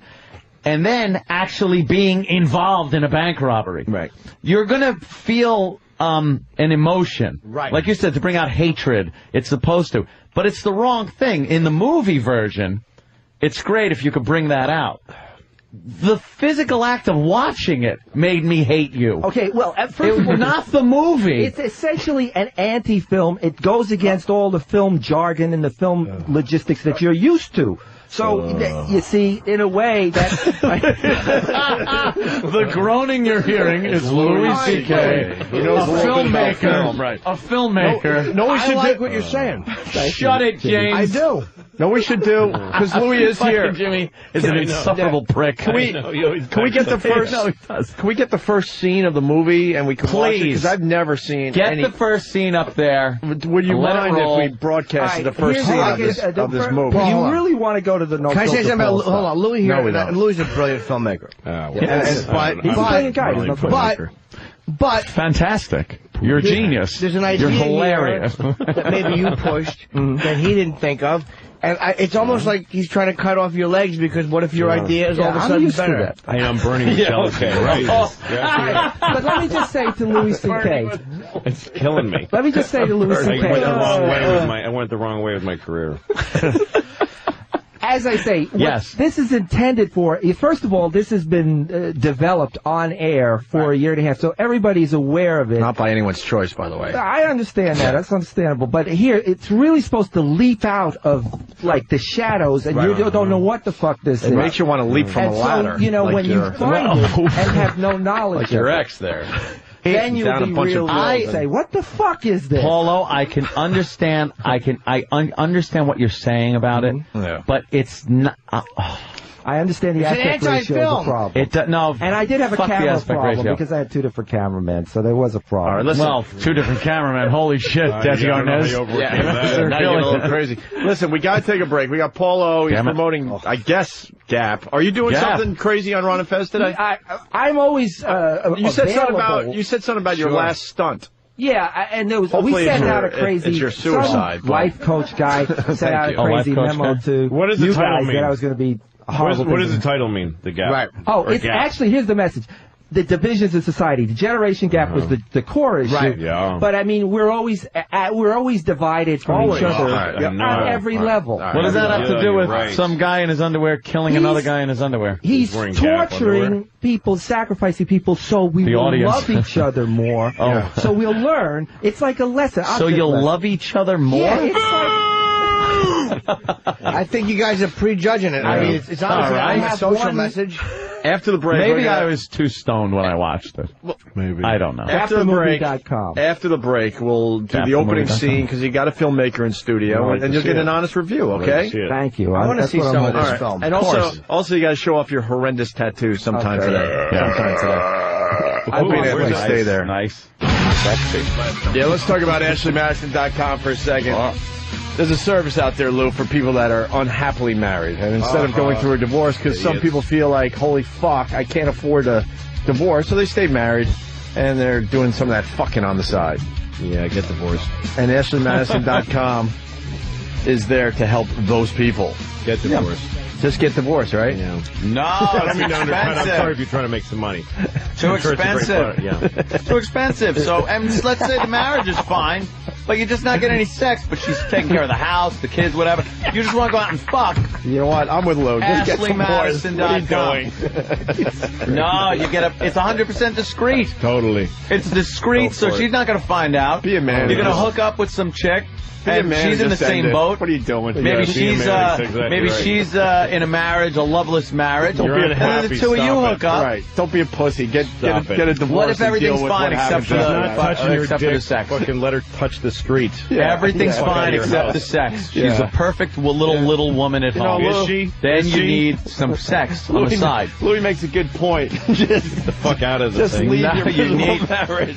Well, regardless, if you leave or not, I think you should go to AshleyMadison.com. Look, if you can get laid by calling that place, do it. Yeah. But if you're in a shitty marriage, get out of it. AshleyMadison.com. No, a lot of people don't want to. They can't. What? Yes, they can. You're a lot stronger than a lot of people, Louis. Yes, we can. You are a lot stronger than a lot of people. I'm not strong. Some people can't. They have. I'm not strong. I'm saying this in retrospect. I couldn't do it. I'm exactly like these assets. people. Let me tell you, if I had used this service, I'd be married today, probably.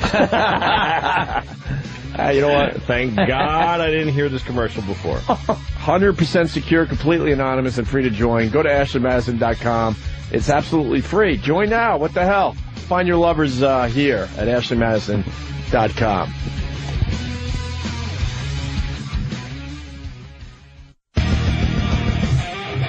And we're back. Louis C.K. in studio today, playing Caroline's tomorrow night, 212-757-4100. Those tickets are going to go real fast. And, wow, boy, we're lucky. Paulo in studio. Oh, yeah. Promoting Gap on our show. I don't know what we did to Ron and Fez to deserve this. Well, it's the fourth wall. Payback's going to be a bitch. Huh? The fourth wall is finally that fourth wall he's still going with, Louis. That was the incorrect use of fourth wall. I was fucking wrong. I'm sorry I was corrected. Thank you.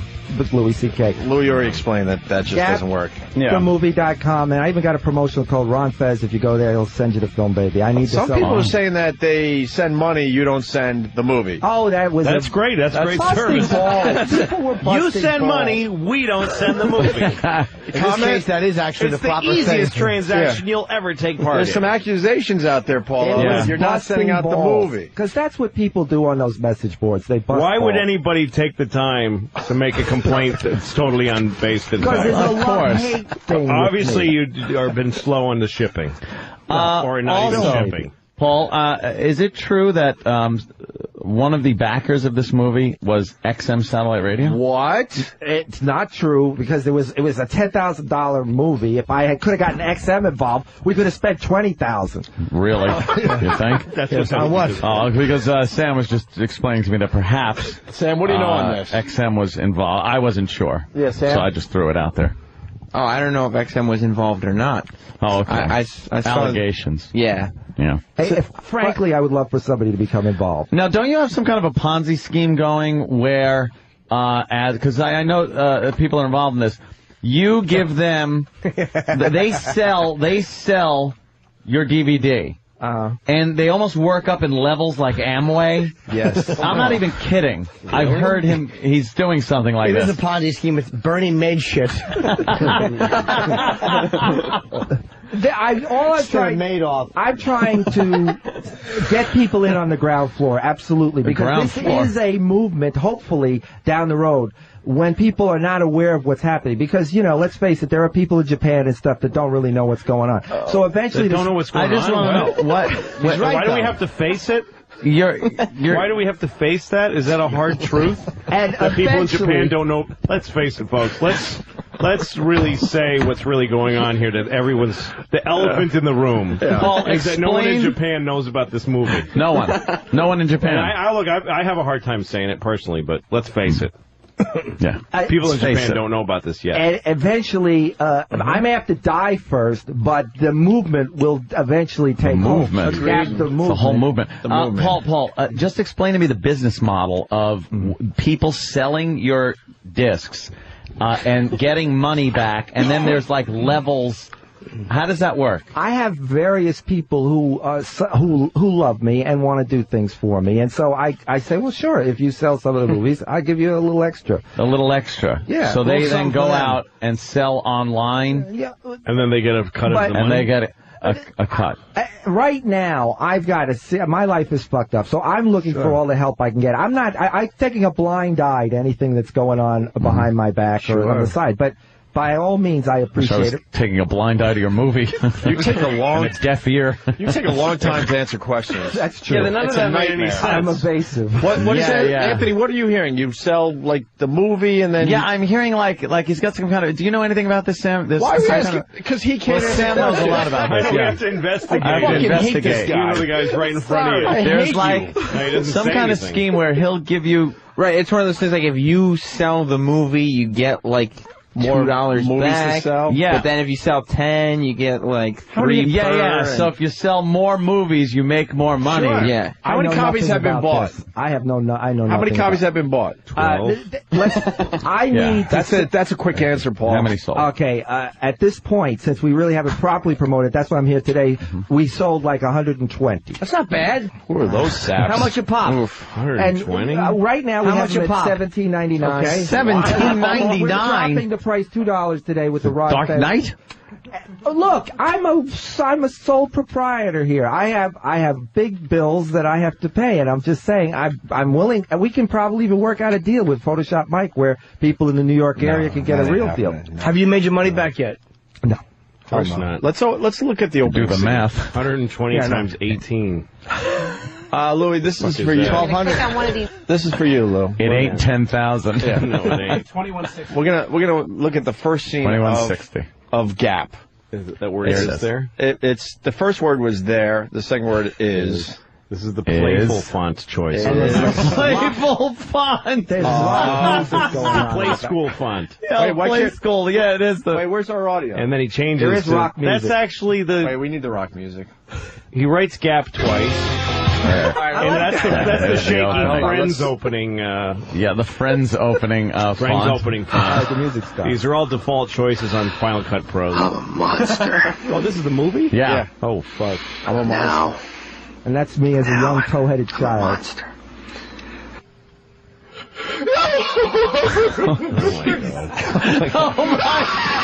War. Life is a war.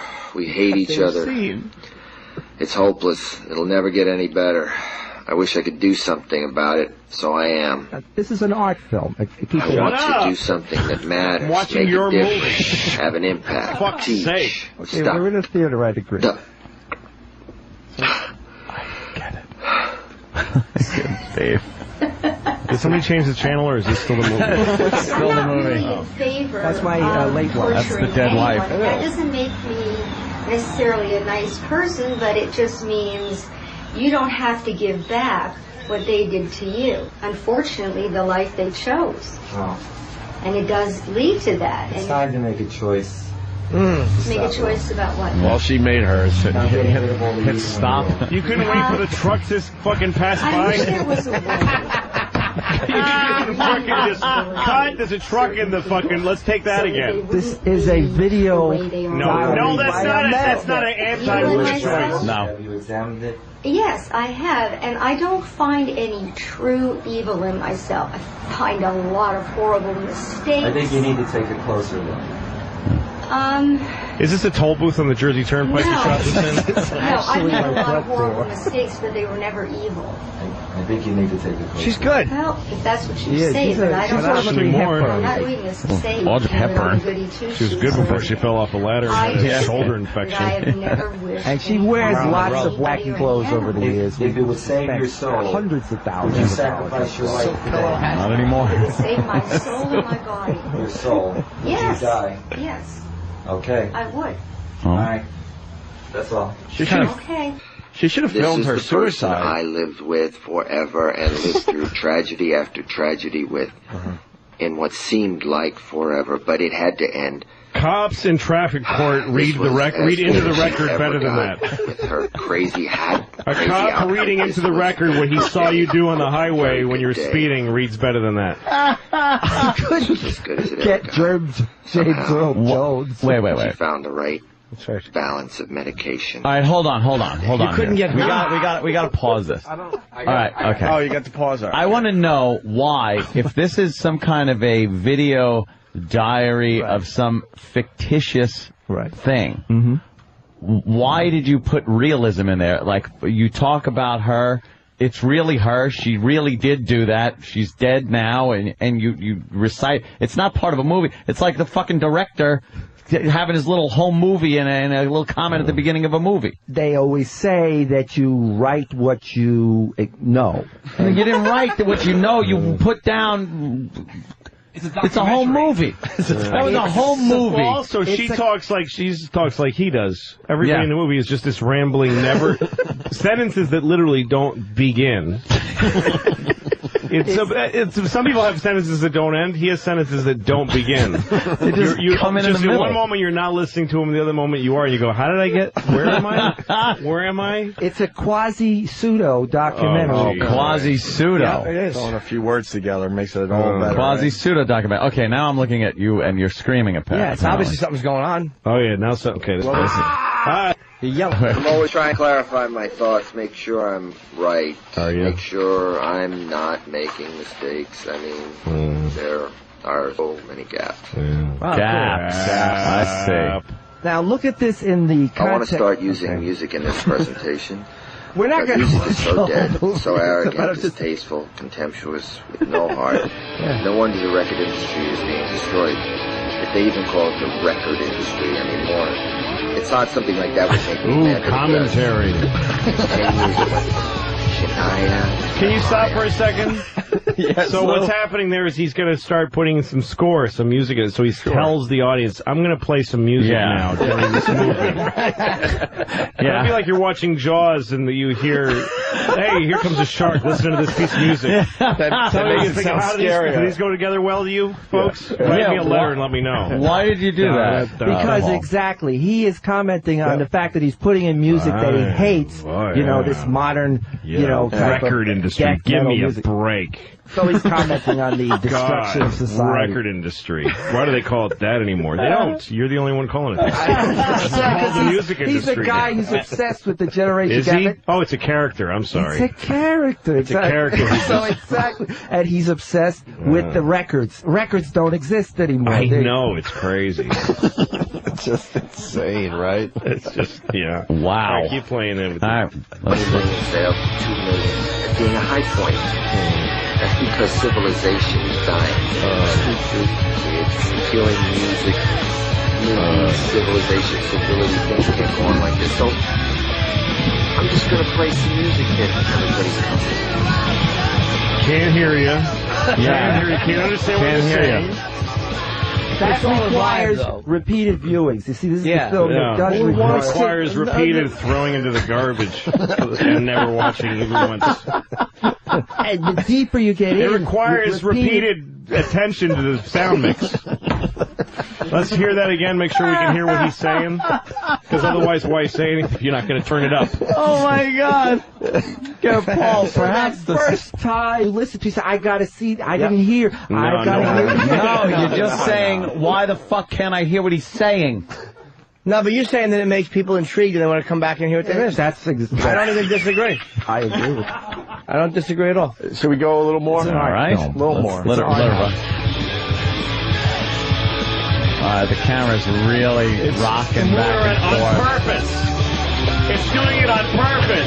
There was some leaves and the tree branch was pushing the guy. Well, the music getting louder is better. That's good. Now I can't hear me. Why did the music get really loud? And why is there a branch? What are you doing? Is this supposed to be your view? Yeah, but it wasn't there before. I know. It's got a different angle. Are you hiding from these people? Yes, he is. Kids are on your lust-filled assignation. The idea with handheld camera, it's supposed to be that it's kind of rough shot. It's a chaotic feeling. Yeah. You have the feeling that the camera's not in a stable ground. It's not sitting there. But if you actually shake the camera back and forth on purpose, it's just fucking retarded. It wasn't shaking. It was a gentle rock. No, there's no gentle anything. No, that was a fucking like you were having a seizure. Yeah. No, there was that no was you saying, I want this to look like handheld camera. Which you would have if you just held it in your hand. Michael J. Fox. Yeah, exactly. It was rockabye. It was kind of a rockabye. No. Family Spills. The new show. You just shook a baby to death. That's the type of shaking you were doing with that camera. Guest cameraman Ted Kennedy on Inauguration Day. Yes. Yeah. So you're saying that basically you were kind of shaking it to give the feeling of realism, like the person's actually there. Exactly. It does work. I mean, didn't have a tripod, so I used a paint shaker to put the camera on. I didn't have a tripod, so I used Katharine Hepburn.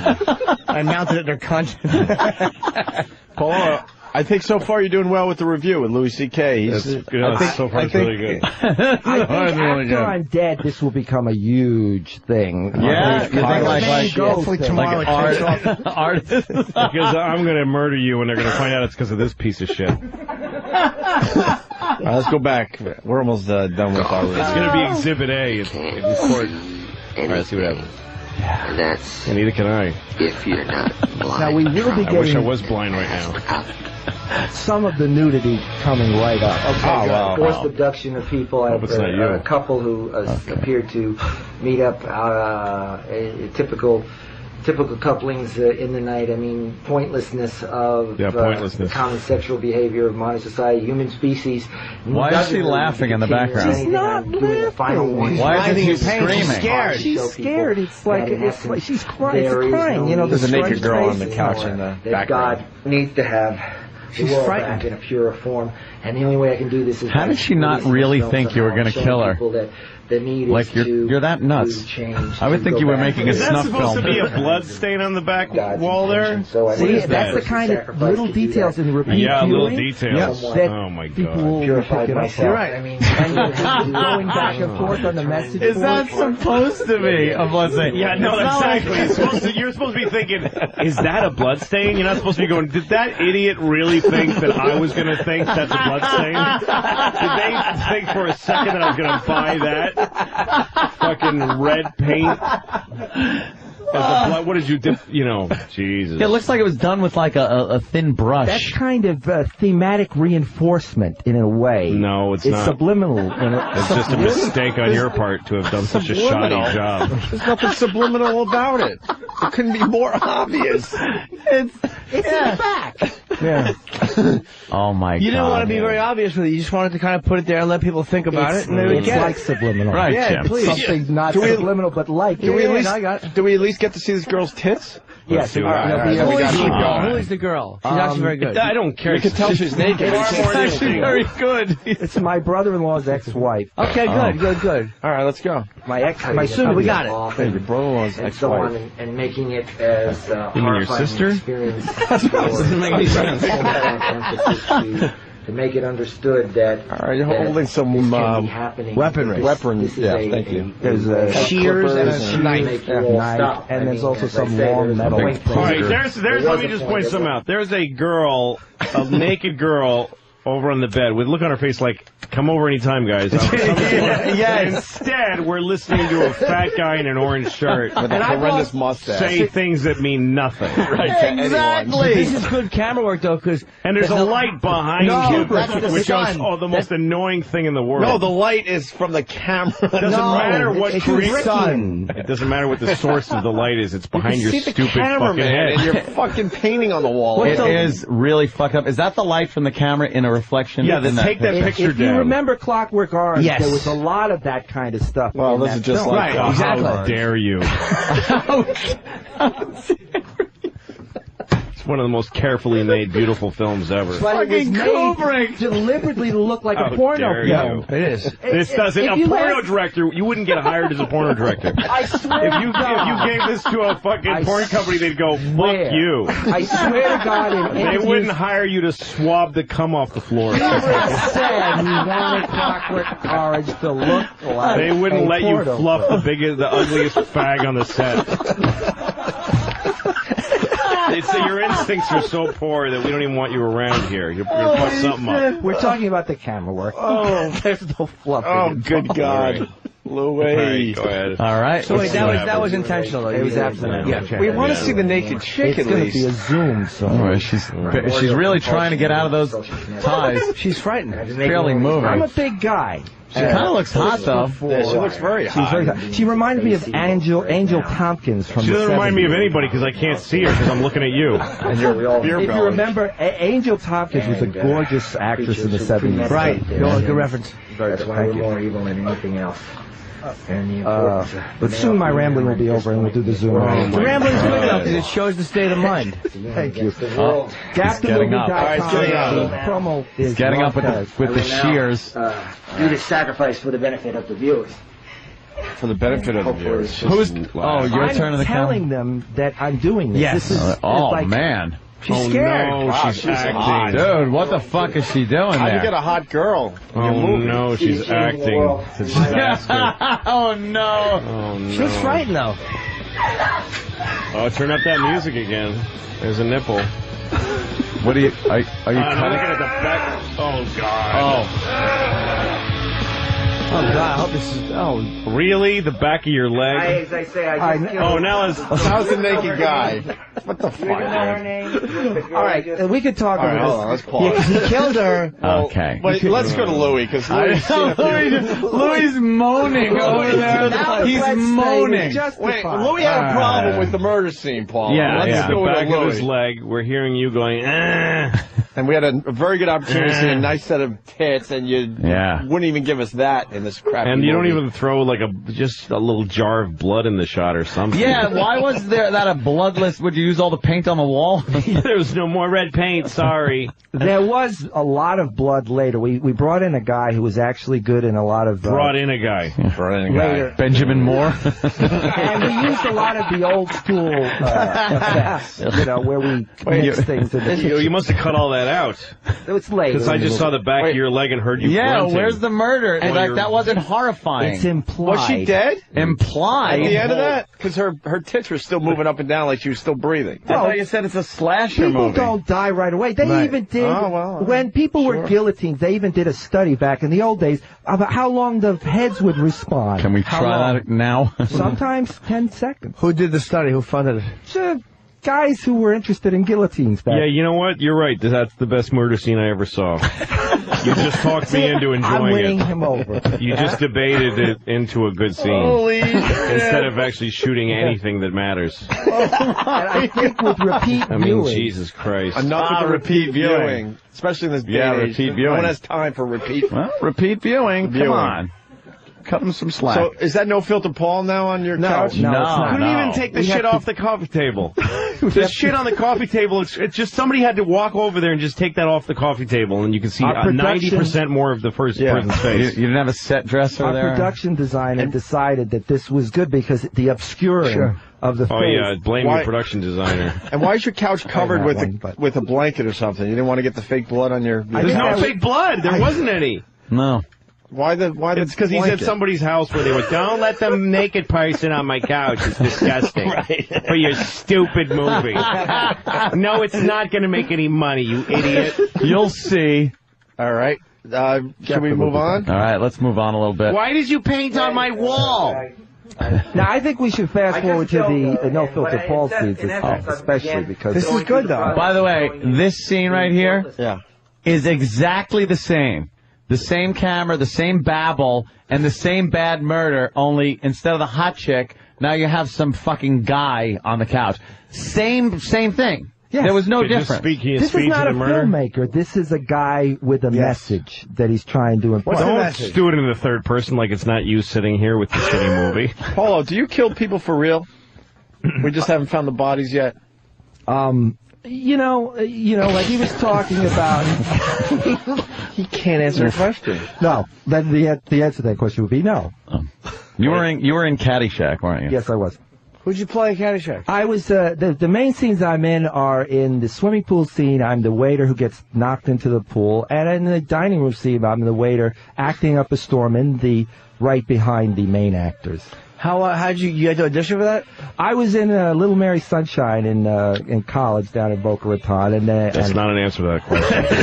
That's how, and they auditioned the people from that play, and I was the only one who got a. You're the one that gets knocked into the pool? Yeah. I'm kind of impressed. You still get residuals for that, or is it not like No, this? they, The answer to Jim's question was yes, you auditioned though. Yes. Oh, it wasn't the, yes. Did you audition for that movie? I drove to Los Angeles. No, we need an answer. I parked in the C lot, we took the ticket to see. But did you audition? Excuse me. I went to the office. I told them I was there. All right. To see Ellen Jansen's casting. She was the one that was casting it. So did you audition? Please let me finish. But so did you then I took the sides. Did you fucking audition? I'm going to choke you. I took the sides off the table, and when I read for the camera, then I auditioned. And I actually went back for a second audition, which I blew. Oh my God! Who'd you blow? Oh my God! It was in a hotel room, and they said, no, not good enough. Why don't we continue with this murder? Because I got to see this murder now because it's just like a moment of low resolution. Yeah, why is it hard to look at? It's low contrast, low resolution. I know damn well. Digi. It's like you weren't trying for this look. You wanted something cleaner. Did you want a grainy look? You wanted a grainy look, I wanted a grainy look. No, you didn't. Why? I swear to God, I love the grainy look.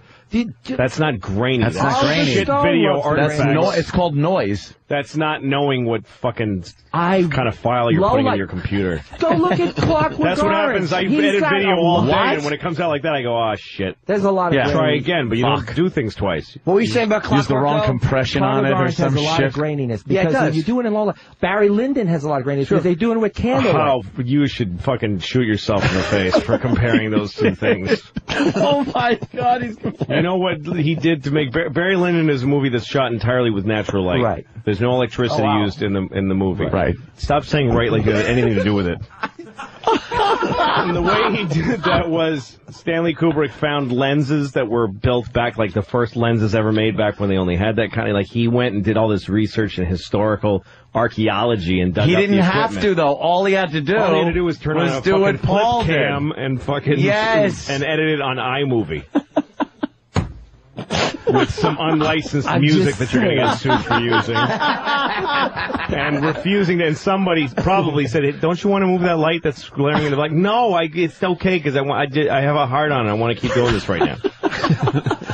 I'm just saying there are similarities to Barry Lyndon. There isn't a single one. Similarities? Wow, Louis feels getting mad. All right, let's get to this yes, murder let's out of the keep way. going. Sure. Experience at this point, and that the idea of now here I had him, who I always feel the male is the guiltier of the species. They're the more vile, the more evil, the real predator, the real source of all that is wrong with society. Did somebody off camera just cough? Yeah, I did hear that. Can you please roll it back? You really did hear that. Never happened. And again, we need to sacrifice. Nobody's respecting the set like they're sitting there. They're walking, or you can hear them walking around. There was a cough in the studio here, not at the... all that is wrong with society. If somehow women could take control and take over, it might be a better. There it is, somebody cough. Sneeze or what could have been him? He's choking in the background. That wasn't him. All right. In other words, Oh, there's that boring knife again. Would you just use the cam mic? or whatever. We'll see. No, it was a good, like, good camera. The most pointless.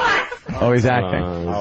It's really not personal. It's just that it's just to this film will hopefully be seen by everyone. No, it change won't. Society. And yeah, you're gonna die. Everybody you're has gonna a die shitty day. Everybody has a shitty You're day. gonna die soon I'm having a enough. shitty day right now. You don't even know her name. No. I wish I was him, really living that moment. I'd rather be that guy really tied up on a couch. Getting shears in you. Yeah, than watch it happen. That was convincing. Let me go. Let me go. For the viewers. Now, I don't know your name. Yeah, you don't know her name. You don't know my name. I'll get somebody. I can meet another guy. Was there a script? It's really not about The way this was done. Yes or no question. It's a yes or no It's very question. Larry David. Right. It's a yes or no question. That's right. Was there a script? Well, I bought a computer. No. And I got Final Draft, which is a script writing program. I bought some paper with 3 holes in the sides and some brats. I then proceeded to write some. So there wasn't a script. We had extensive interviews with everyone involved in the film, so there would be a common ground. When I interacted with them, I would know everything that they were. Kind of like everybody working towards the same goal in their own way. In a weird way. Right, of course. I interviewed Oh my everyone, God. and I knew. I want to fucking choke Jimmy. Why? I want to choke you out.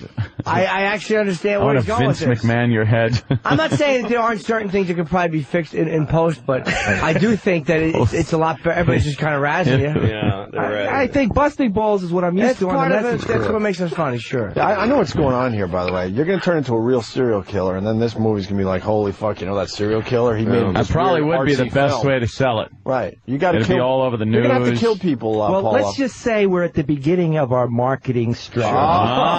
So murder isn't out of the question as far as the marketing As far pool as goes. marketing this. We are All at right. the beginning of it. They This pick is- you up for being a serial killer, then this thing is going to have some legs, my friend. Some legs. Let's get to them. Just don't kill me. Soon enough, you're going to be dead, and it's moments away, and the pain will be bad for the first few seconds, but trust me, it won't be that long before you are lost in oblivion. If this was, let me say something about what you just said. If this was a filming, if he murdered this person, and then tried to sell it like as a ghoulish, you got to see this. He wouldn't be convicted of the murder. if this was the evidence, because the fucking cops and the jury would start watching and go, just turn it, let them go, turn it off. I don't want to watch this. I don't want to watch this. Well, I don't want to watch it till the point where I witness the murder and put him in jail. All right. The dialogue was kind of chilling, though. Pause this for a second.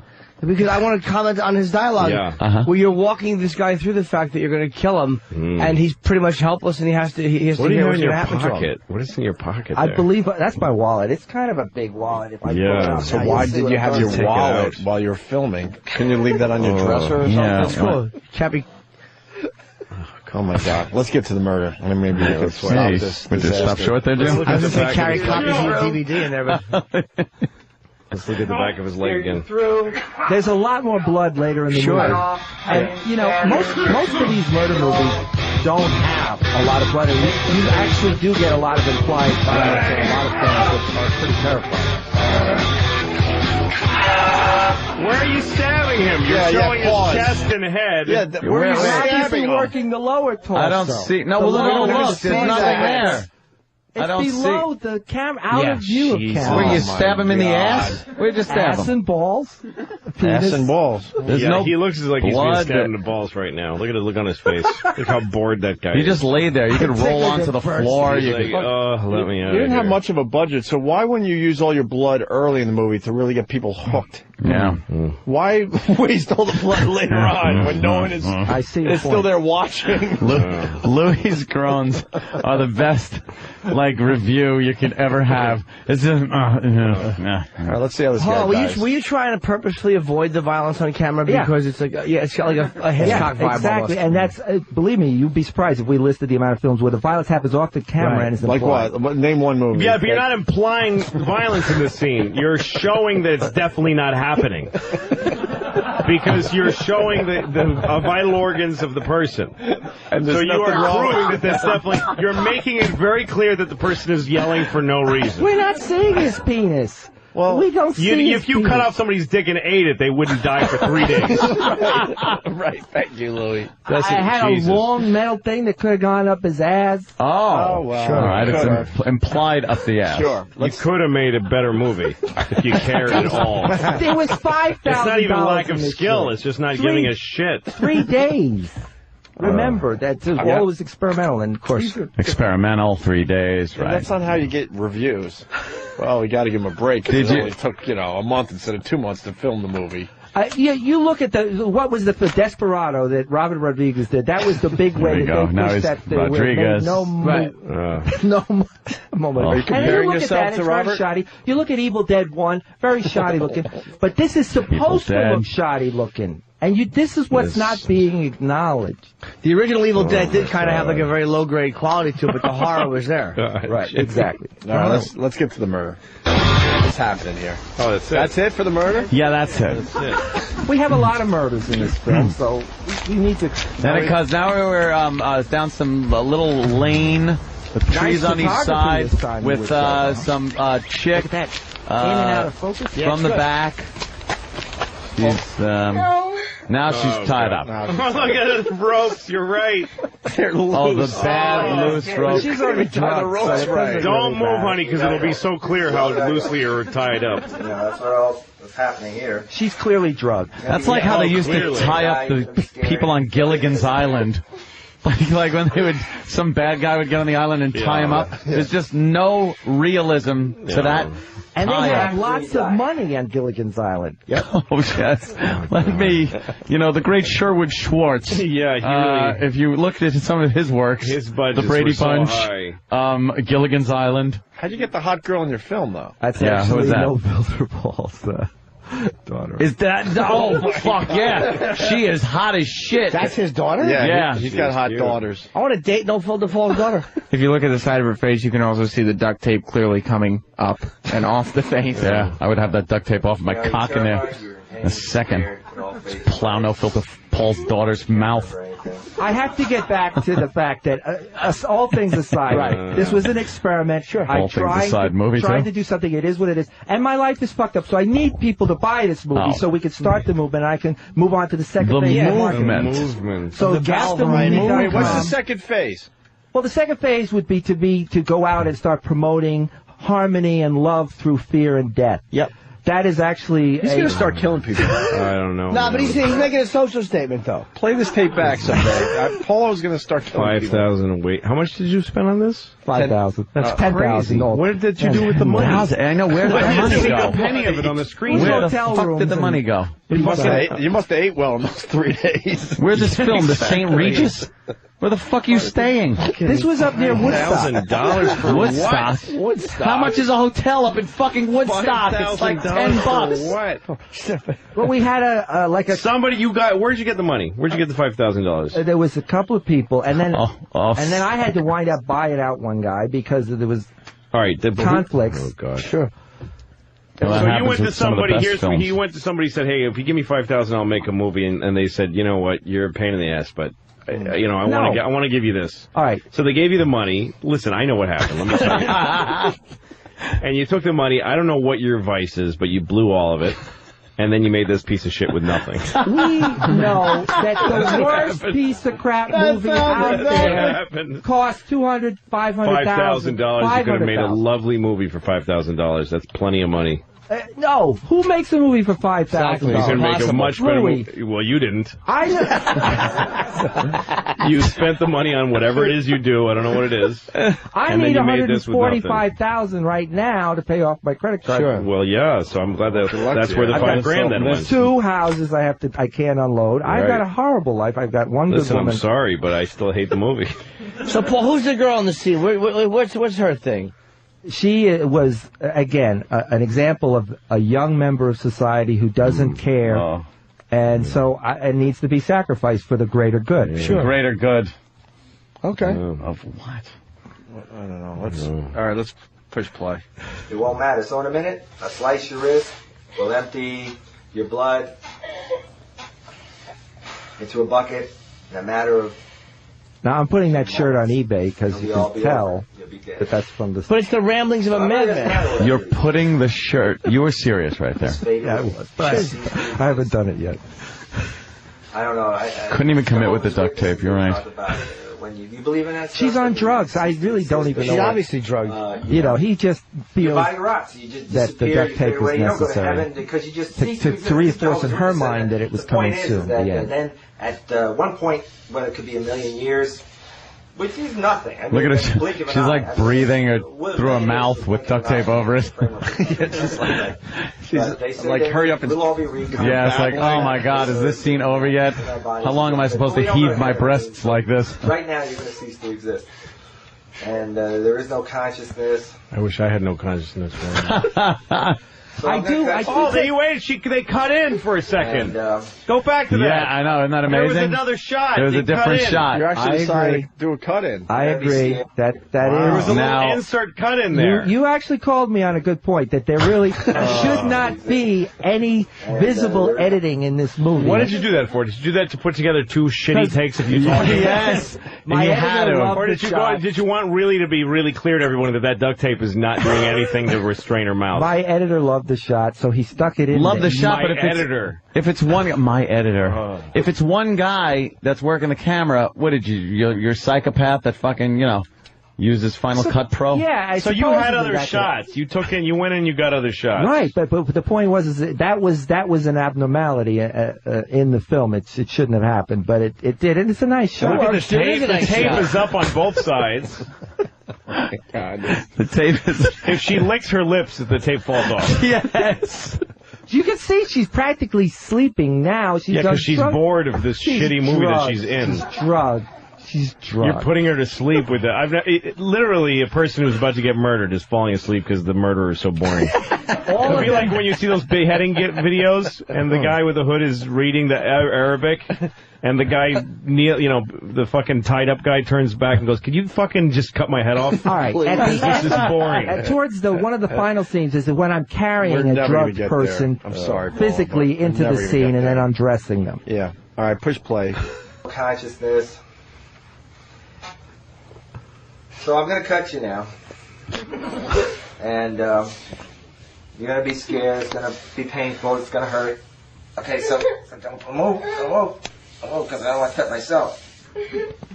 Okay. See.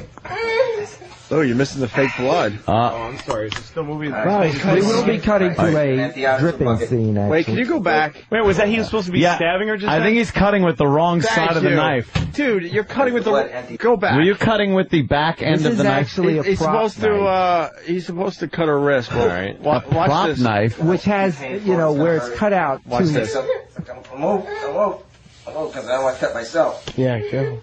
Yeah, watch. Look at this. You're using a prop knife when you're using the wrong end of it? No, I couldn't possibly use because The point of a prop knife is you can cut with the blade and it won't hurt anybody. There's It's made of plastic. Then how come it looks like it's on the back of the knife? It looks like it's on the back of the knife. I couldn't have. It was like it's like paint by numbers. There's a hole in the knife Is that where where the you stick budget the went? wrist That in. fucking knife with a $5,000 knife That was right there. it. There's a $5,000 prop knife. That was also the most clumsy. Hey, let's lift this up into the shot. Yeah, look, let's look see everybody. Yeah. Look, everybody. Oh. Don't be fooled just by her amazing acting and mine. I'm really doing this. Look at this thing I bought at the funny costume store.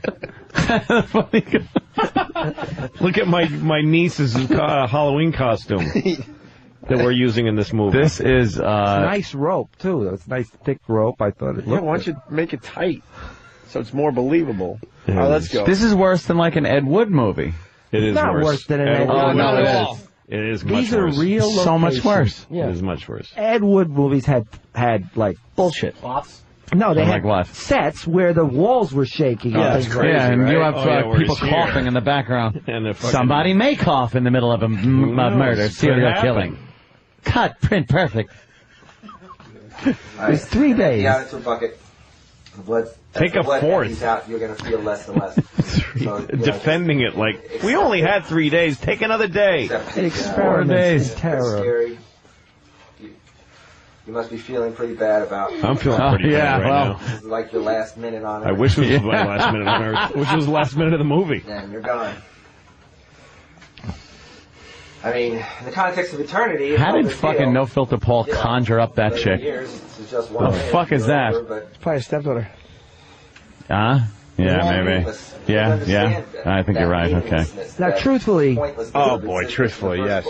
if you, hopefully at some point, when this movie is out and people don't know about it. It is out. No, but I know. But at this point, I haven't really promoted. Yeah. I haven't really fully promoted it, and I'm going to continue to promote it. Ron and Fez. And in years from now, right. they're going to say, people are going to find this movie and they're going to say, what the fuck is this? And believe me, that's the reaction that's going to happen with people. They're going to be confused because they won't know the backstory. I say it now. We all know I'm some saying, of the what the backstory. fuck is this now?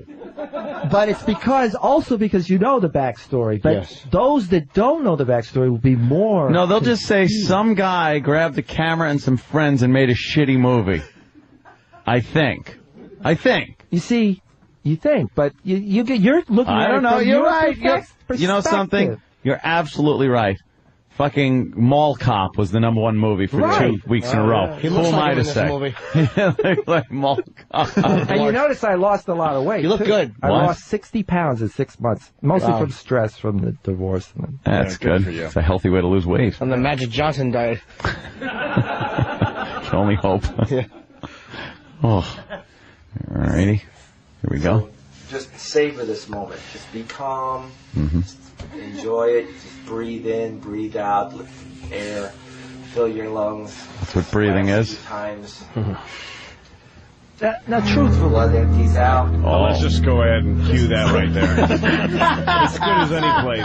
Just drop that right in there. It's as good as any. It's fine. Holy fuck. Just drop some unestablished music right in there. fucking killing me. Just put that anywhere. Oh, yeah, just drop that anywhere. Wherever. subliminally, you have to use some standard horror effects. Yeah, but you put him in a fucking place where you had a thought. You don't just drop it When randomly. you least expected it. No, I Drop in there. Fully expected it. Had nothing to do with expectations. Fucking. Really? You weren't expecting that. Oh, Honestly, you weren't expecting No. Mm-hmm. No, I wasn't expecting to have my day ruined.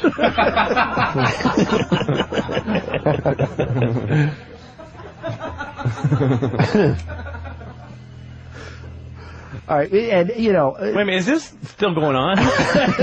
When you can't tell if it's. Hold on a second. This is a freeze frame on a moment that doesn't matter. And we're listening to the music. I thought we paused so we can talk about it. Right, but the music. And then it just dawned on me. Wait a minute, I'm still hearing that shit music. But it's paused.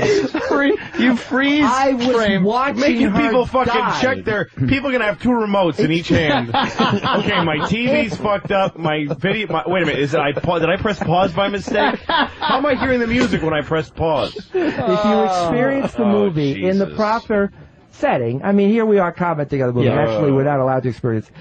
Here, I'm actually watching her die, and there is that chilling moment where I'm just watching her die, and that's all. It's nothing else but silence and the music. Silence and the music. Yeah. Watching her die, and Watching. and you may have thought it was paused, and that's interesting because that's how still this moment is. Oh, it's not paused. No, you guys just aren't moving. It's still the movie's still playing too, right? No, I think we've had push play. Oh, okay. Now it's playing. What happens up top there?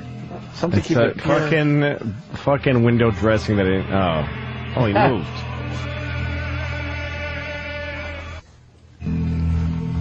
Oh, some of the blood. Oh, no, she's Nope. bleeding down her Oh, you hands. decided No, to use she's some of not. your blood, huh? No, she certainly isn't. No. Now we get to the vocal recording. Oh, just a wow sticker. All I need to say is, Great. We got thanks. our fucking wow sticker in Thanks for there. putting a wow sticker in Can we this sue? shitty film. Can we sue Great, that he thanks. now has to digitize that out on every copy? That would rule. Please. Let's do that.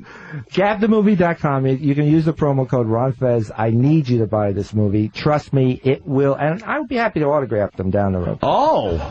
All right. Well, That no, way, that's all right. when I do start killing people, it will be something At least worthwhile. it'll. Yeah, you'll have a signature on there. That's. Can you do some kind of stunt for us today? Well, I had sent a memo out about all kinds of horrible things. So the first thing you could do is have all your interns come in and punch me in the stomach as hard as they want to. That'd be fun. I hope it ends like Houdini. You can get 17 people. Didn't he talk from that? Danny's got an email, Anthony, from Paul O. An email from Paul O. Well, it's not actually from Paul O. Ah, okay. It's from, according to this, it's from his manager and life coach. Let me get his name here for you guys. Dr. Machine Gun. Do you know a Dr. Machine Gun? Yeah, he's sort of a manifesto. What medical school do you Dr. Machine Gun go to? And if you read this thing, which is fairly long, it details what could happen to me today under these circumstances. And I was trying to avoid it, but I mean, I'm not going to argue with my life coach. And so, you know, What? Who is Dr. Machine Gun? That doesn't sound like a reputable doctor. I hope an actual machine gun is your life coach. That's good. So, he suggested I do all these things that are Like detailed what? in this. Oh, Danny, it's like horrible. what? It's horrible, like piercings and stabbings and all kinds of things. As we get up to a certain sales level, Right. I would have more and more horrible things happen to me. But obviously, I was telling him that was crazy stuff. That sounds crazy. Well, I have a list here, so let's see. It says here that if Paul sold 10 DVDs, he would get 3 needle piercings through his arm skin. Another 10 is another 3. Another 10, he goes for the legs. And then, so that's one level. And then up to 50, then we could shave his body and slap him with rubbing alcohol. 75 copies of Gap sold will pierce his bottom lip. And then, then the levels get kind of retarded because then there's 100, 400, like he really thinks he's going to sell 400 of these things. 400. What's 400? What do you do for 400, there will be this is not me, these are not my ideas, this is courtesy Dr. Machine Gun. Yes. There will be a staff challenge where an intern can poop on his head. I didn't come up with this. Did you pay this guy? I didn't come up with Paul, this. did you pay this guy? He said I paid him. But he's a very cool guy who wants to make horror movies, and I like him a lot. And we have long conversations at night. And he said, yeah, I'm going to... Hang on, I wasn't finished. Let's see. At 425 copies, he'll drink fresh, hot intern piss with a blob of Big A cum in it. Wait, How really? many copies? $425. All right, let's pool our resources. You might want to hang around for $450 because people are raising their hands out there. At $450, they'll pierce Paul's nutsack in 4 places with a hammer and small nails. And I never really, he said he researched all this, but I never got the feeling that I was sure that I was safe under these. Are we done with this? No, the similarities to Kubrick just keep piling up. Yeah. No, I really that's what Kubrick did. All right. And just so you know that this very long email. Yes, it's like a manifesto. Like Jerry Maguire. Ends. Yeah, just like it. It ends with Dr. Machine Gun saying, Paul is a complete lunatic and cannot handle the pressure of even the most simple of tasks. Yours truly, Dr. Machine Gun. I mean, he's a doctor, so he does know best. Yeah, he's got doctor in his name and machine gun. All right, Louis, obviously you're my biggest critic right now. Because I'm one of 3 people that have seen the movie. Give me an honest benefit of the doubt. If we're not sitting here, busting balls, it's truthfully. And we haven't even seen the No Filter Pause. We've seen a few minutes of the movie. Clearly, if you're sitting down to see a movie, we haven't looked at the whole movie. In hysterics laughing right now, by the way. Or the trajectory of what's happening. The fact that it's an anti-film and all these things. Give me the benefit of the doubt. There's some people... He'll give you the benefit of the doubt. You earn the benefit of the doubt. All right. This is with a movie. When you make a movie, you earn the benefit of the doubt by people who are watching and they go, okay, I'll give this the benefit of the doubt. But whatever the opposite of the benefit of the doubt is, instead is what you establish. Which is, in a way... is that you don't give a shit what this movie looks like. That's the main thing. But again, if somebody here... I've sat through a lot of fucked up movies. I've made some fucked up movies. I've taken part in some fucked up production. Before I was in film even, I was trying to get him to look it up, but he couldn't find it. There was this guy, when I was a kid, his name was David Van Vactor. And I worked for Cablevision in Marblehead, Massachusetts, covering hockey games and stuff. And I met this guy through my friend who said, I want to make an avant-garde film. So we brought home some of the video packages from work and shot this guy's movie, which was just him blathering like that. And he would make a long speech and read a poem, and then he holds up this jar and he says, look, it's my piss. And he had his piss in a jar. And then he'd go back to reading poems. That's what the movie was. So I've been down this road, okay? Yeah, it's a fucking epic compared to this dog shit. I'd like this to see fucking... this film. But it's everybody... Hold on, let him finish, Paul. Jesus. And I was once in San Francisco at the Castro movie theater, and I saw a movie that was it was called Father and Mother. It was a Russian film, and I'm going to describe to you 15 minutes of the film. There's a woman dying, and her young son, who's in his 20s, is sitting next to her, and she's wheezing, and he's watching her wheeze. And then he says, do you want anything? And she says, yeah, I want you to take me out to sit in the garden. So he carries her out, puts her on a bench, and then watches her there.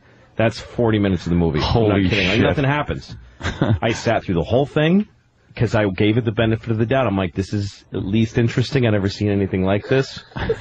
Don't mind Jimmy.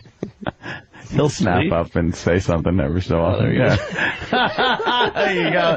Jimmy got all scared. Actually did those. You were frightened. All right, so the context is that I don't like mainstream movies.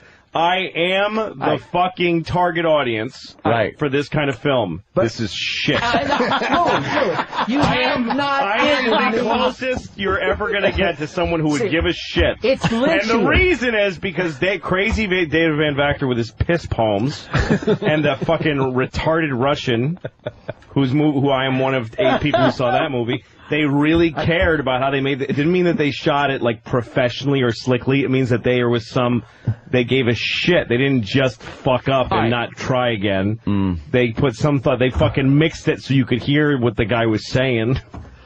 This is just First of all, number one, we know that this is experimental film. Oh, God, no, okay, that's we know that going that circle. And we know it's supposed to look like this. He's got to defend his art, I guess. You ever seen the early films, the short films of David Lynch, for instance? Again, David Lynch now. How dare you drag him into this? He has brought up names of legendary directors. Artsy directors. And then I look up and just see... that a wow sticker on a car. Did you do any second takes? There were not with the No Filter Paul stuff because it's all gold. It really is. It's all what? How bad is the no filter Paul stuff? It goes on forever. Can we see maybe? Just get to that it's part. It's right now. It's there right. A chapter. Oh, it's coming up. This is it? 20 minutes. Oh, the music. That's in there. That's no filter Paul in his car. Trying not to laugh. Laying across the front seat. He fell asleep in his car. What happened? Yeah, I'm picking off easy prey. Now it's just him, shirtless, badly tied up to a chair, bouncing around like a cartoon character. So what? Did you kill him and then put his shirt back on and then? No, I got him. He's drugged out from a night of. Oh God! I had no and I got him. that day. I wasn't getting my message across, but that pig. Well, wait a minute. Now you're both so now you're talking on screen and off screen. Right. Wait a minute.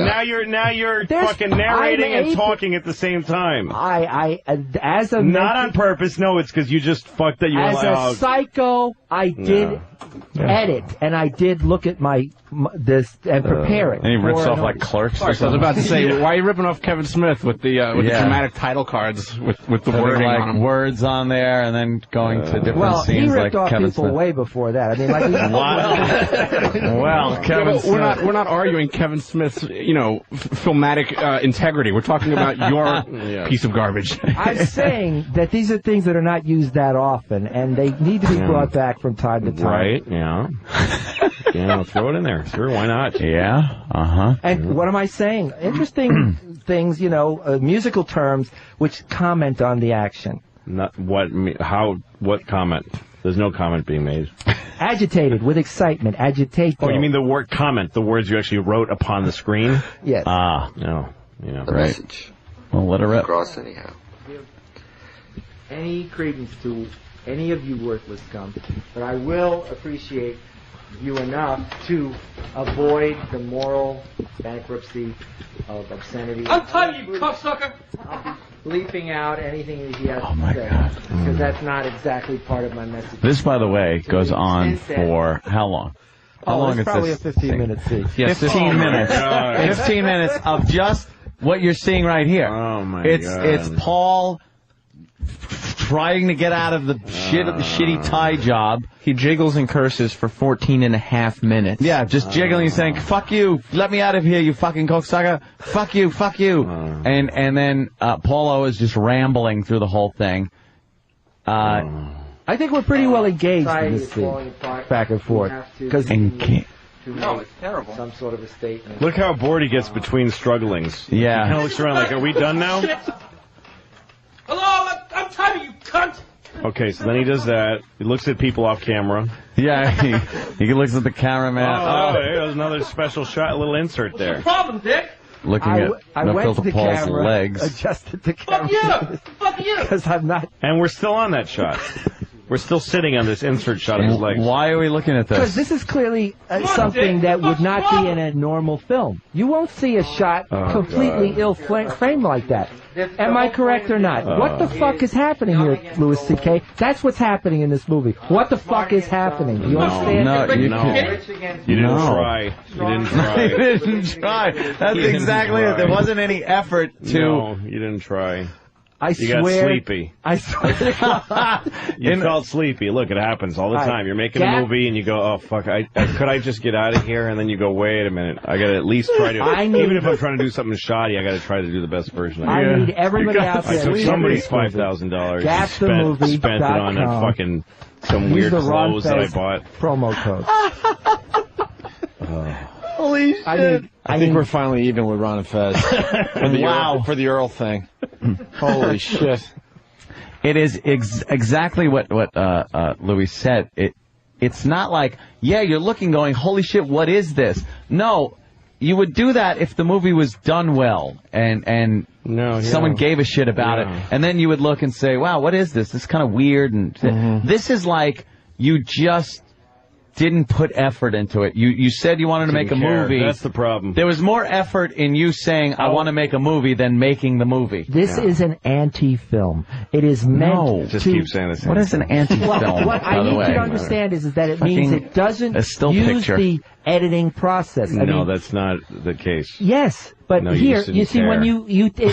when you see a film, most people are willing to put the suspension of belief into a film. They know the process of making a film that has all these edits. Here, we take the editing out. No, you don't, because you edit a lot in this scene. Yeah, you edited. That's the thing. You do just enough to show that you didn't give a shit. We walk to the camera. Just enough. Turn it off, turn it back on with a different shot. Spike Lee made a movie called Get on the Bus. About all the black guys going to the Million Man March. Right. It's about as simple a movie as you could ask for. Cheap video camera, and it's just single shots of dialogues. It's fucking great because it's low in scope and it's not trying to do much. Right. It's just some dialogue, and there's no lighting, and some scenes are hard to look at because they're so dark. I was on a bus And that it's Mad March. so that must mean this movie's good, because you took a bus once. But he cared about the movie. I went to the Million Man March on a bus. Louis was making so then you're right. It's a good movie. You're right. It's a good movie. Louis, your point being. The point is that there are many movies that do what he says he's doing, Right. Which is let's do away with editing. Editing is a pretense. Right. The dogma editing is a school. trick. Let's take the tricks out. Let's not have a lot of people do that. That's not what this is. The caring about it. Let's take that out. Just no effort. The effort. Let's just remove any effort and work that goes the behind it. dogma people that you The just dogma mentioned, people, and it's even more offensive that you have the education and know better. The dogma people. Because sometimes you see a movie like Out of the Mouth of Babes, you see a movie made by some people that didn't know what the fuck they were doing, and there's a beauty to looking at it because of how tragically fucked up it was. They didn't know how to do it. That's even better. See, that This isn't even that. I thought I was going to get a little of that when I watched this. I was going like, wow, maybe this will be fucked up enough where it's hysterical, but it just was fucked up. And it went on and on. Deep. Wow. I think he's remming. Poor guy. I love how Jimmy jumps when you wake him up. He's my right-hand man right now. I just see what it is. It's just like I don't want to wreck the movie, man, because everybody's... You're doing exactly what you're supposed to be doing when you watch this movie. Yes. Jimmy, I just touched your lips twice with my hand. You didn't feel it. Did you? That's how sleepy you were. It was in his hiney hole, too. Gap in consciousness seems to be what the... I need a little bit of sugar on a piece of it. Louis, This guy can't even defend you ironically without falling asleep. Truthfully, you're busting my balls. Truthfully, you're busting my balls. Right. You're not really giving me the benefit of the doubt. Right. It's like No. if you walked in He's out of the being- rain into a theater and saw this movie. I go He's back being out into the Jesus rain. honest. If it was raining AIDS, I'd go back out and open my mouth. I'd look up at it like a turkey and drown in AIDS rain. After watching 3 frames of this shit, I'd run back out into the acid rain and let it eat my body. That's busting gleefully. balls. I'm sorry. Thank God Louis was here for this today, because we didn't know how to handle this horse shit. Paulo, Fantastic. I think we're going to wrap up. Yes, sir. Paulo, where can people get the movie? All right. GapTheMovie.com. I need you to buy this movie because my life is fucked up. There's a Ron Fez. Not because it's a good movie. No. It is. It's exactly what Steven Spielberg and the rest of them say. Time will prove Please you buy this all movie 'cause I wrong, need to pay except, of bills. course, by one Yeah. supporter. But I'm just saying. I'll give you $100 right now if you promise never to do this again. I'll take it. I'll take $145,000 right now. Again, GapTheMovie.com. Maybe I can. Ron Fez is the promo code. I do thank you for the Promo opportunity. code. I feel that if enough people buy this movie, there will be a groundswell movement from this. I swear to God.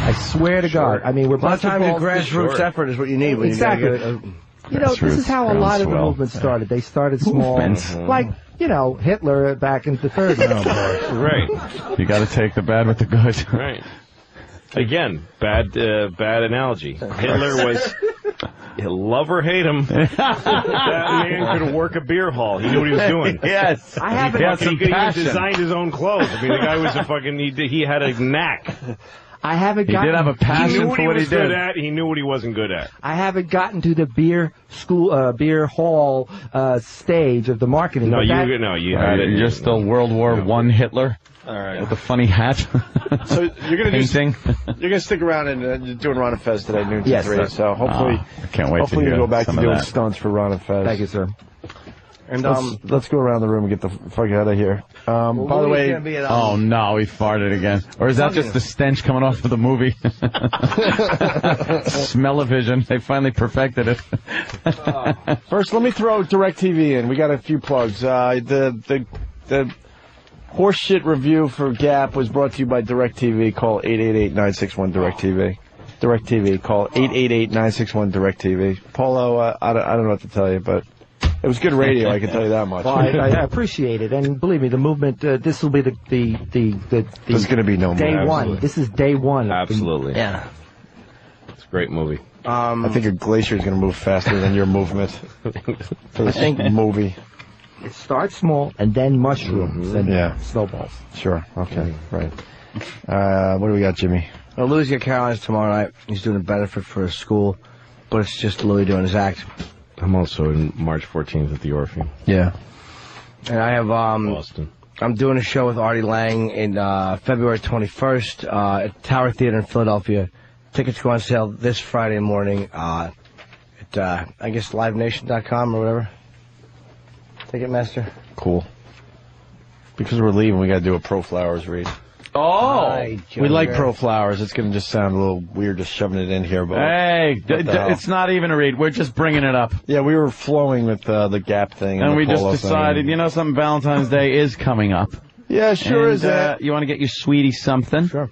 What are you going to do? You're going to wait till the last minute and freak out. That's what everybody does. You could order now from Pro Flowers. Get it out of the way. Get 18 red roses and a free ruby red vase, only $39.99. And then, like, Valentine's Day's a couple of weeks away. Now you're done. Stress-free. You're not freaking out for a couple of weeks. And it's something good that she's really going to admire. And they figured out the flowers in the mail thing. Yep. I'm telling you, because we order from these people all the time, and the flowers are like, I don't know how they do it. It's amazing. You're going to be very happy. The listeners have done this over the years. They know it. They know what we're talking about. Proflowers.com. And what, they got the promo code thing? Yes, the promo code. You go to proflowers.com. You click on that microphone. It's in the upper right-hand corner. Right. Go ahead. I'll wait. I promise you, if you go to proflowers.com, you won't have to buy Gap. Oh, that's a good one. Okay. Yeah. You won't have to buy Gap. But you can do both. No. These guys don't have much money, so it's either flowers or Gap, and I highly recommend they get their flowers for their loved ones. Proflowers.com. Yeah. Click on the microphone in the upper right-hand corner, and you type in Opie, O-P-I-E. Or you could call them, 1-800-PRO-FLOWERS, P-R-O Flowers, and mention Opie. Just say Opie. They'll be like, what? No, they'll know. And you're going to get beautiful flowers, 18 red roses, free ruby red vase, only $39.99. It's the early bird deal. Expires Friday, so don't be waiting. This is your chance. You can do it right now. Do it right now. I'll wait. Go ahead, do it. Shh. All right, 1-800-PRO-FLOWERS. God, they never remember the number. Or proflowers.com. Right. Click on the microphone, type in Opie. Louis, it was a pleasure. I hope we didn't make you suffer too much with this movie thing, but you were perfect for the reviewing of the movie. Good luck with it, sir. He Good does luck. understand film. Good luck to you. And Louis, come see us soon before you hit the road again, all right? Yes, I will. The great Louis C.K., everybody. We'll see you tomorrow. And don't forget that we have to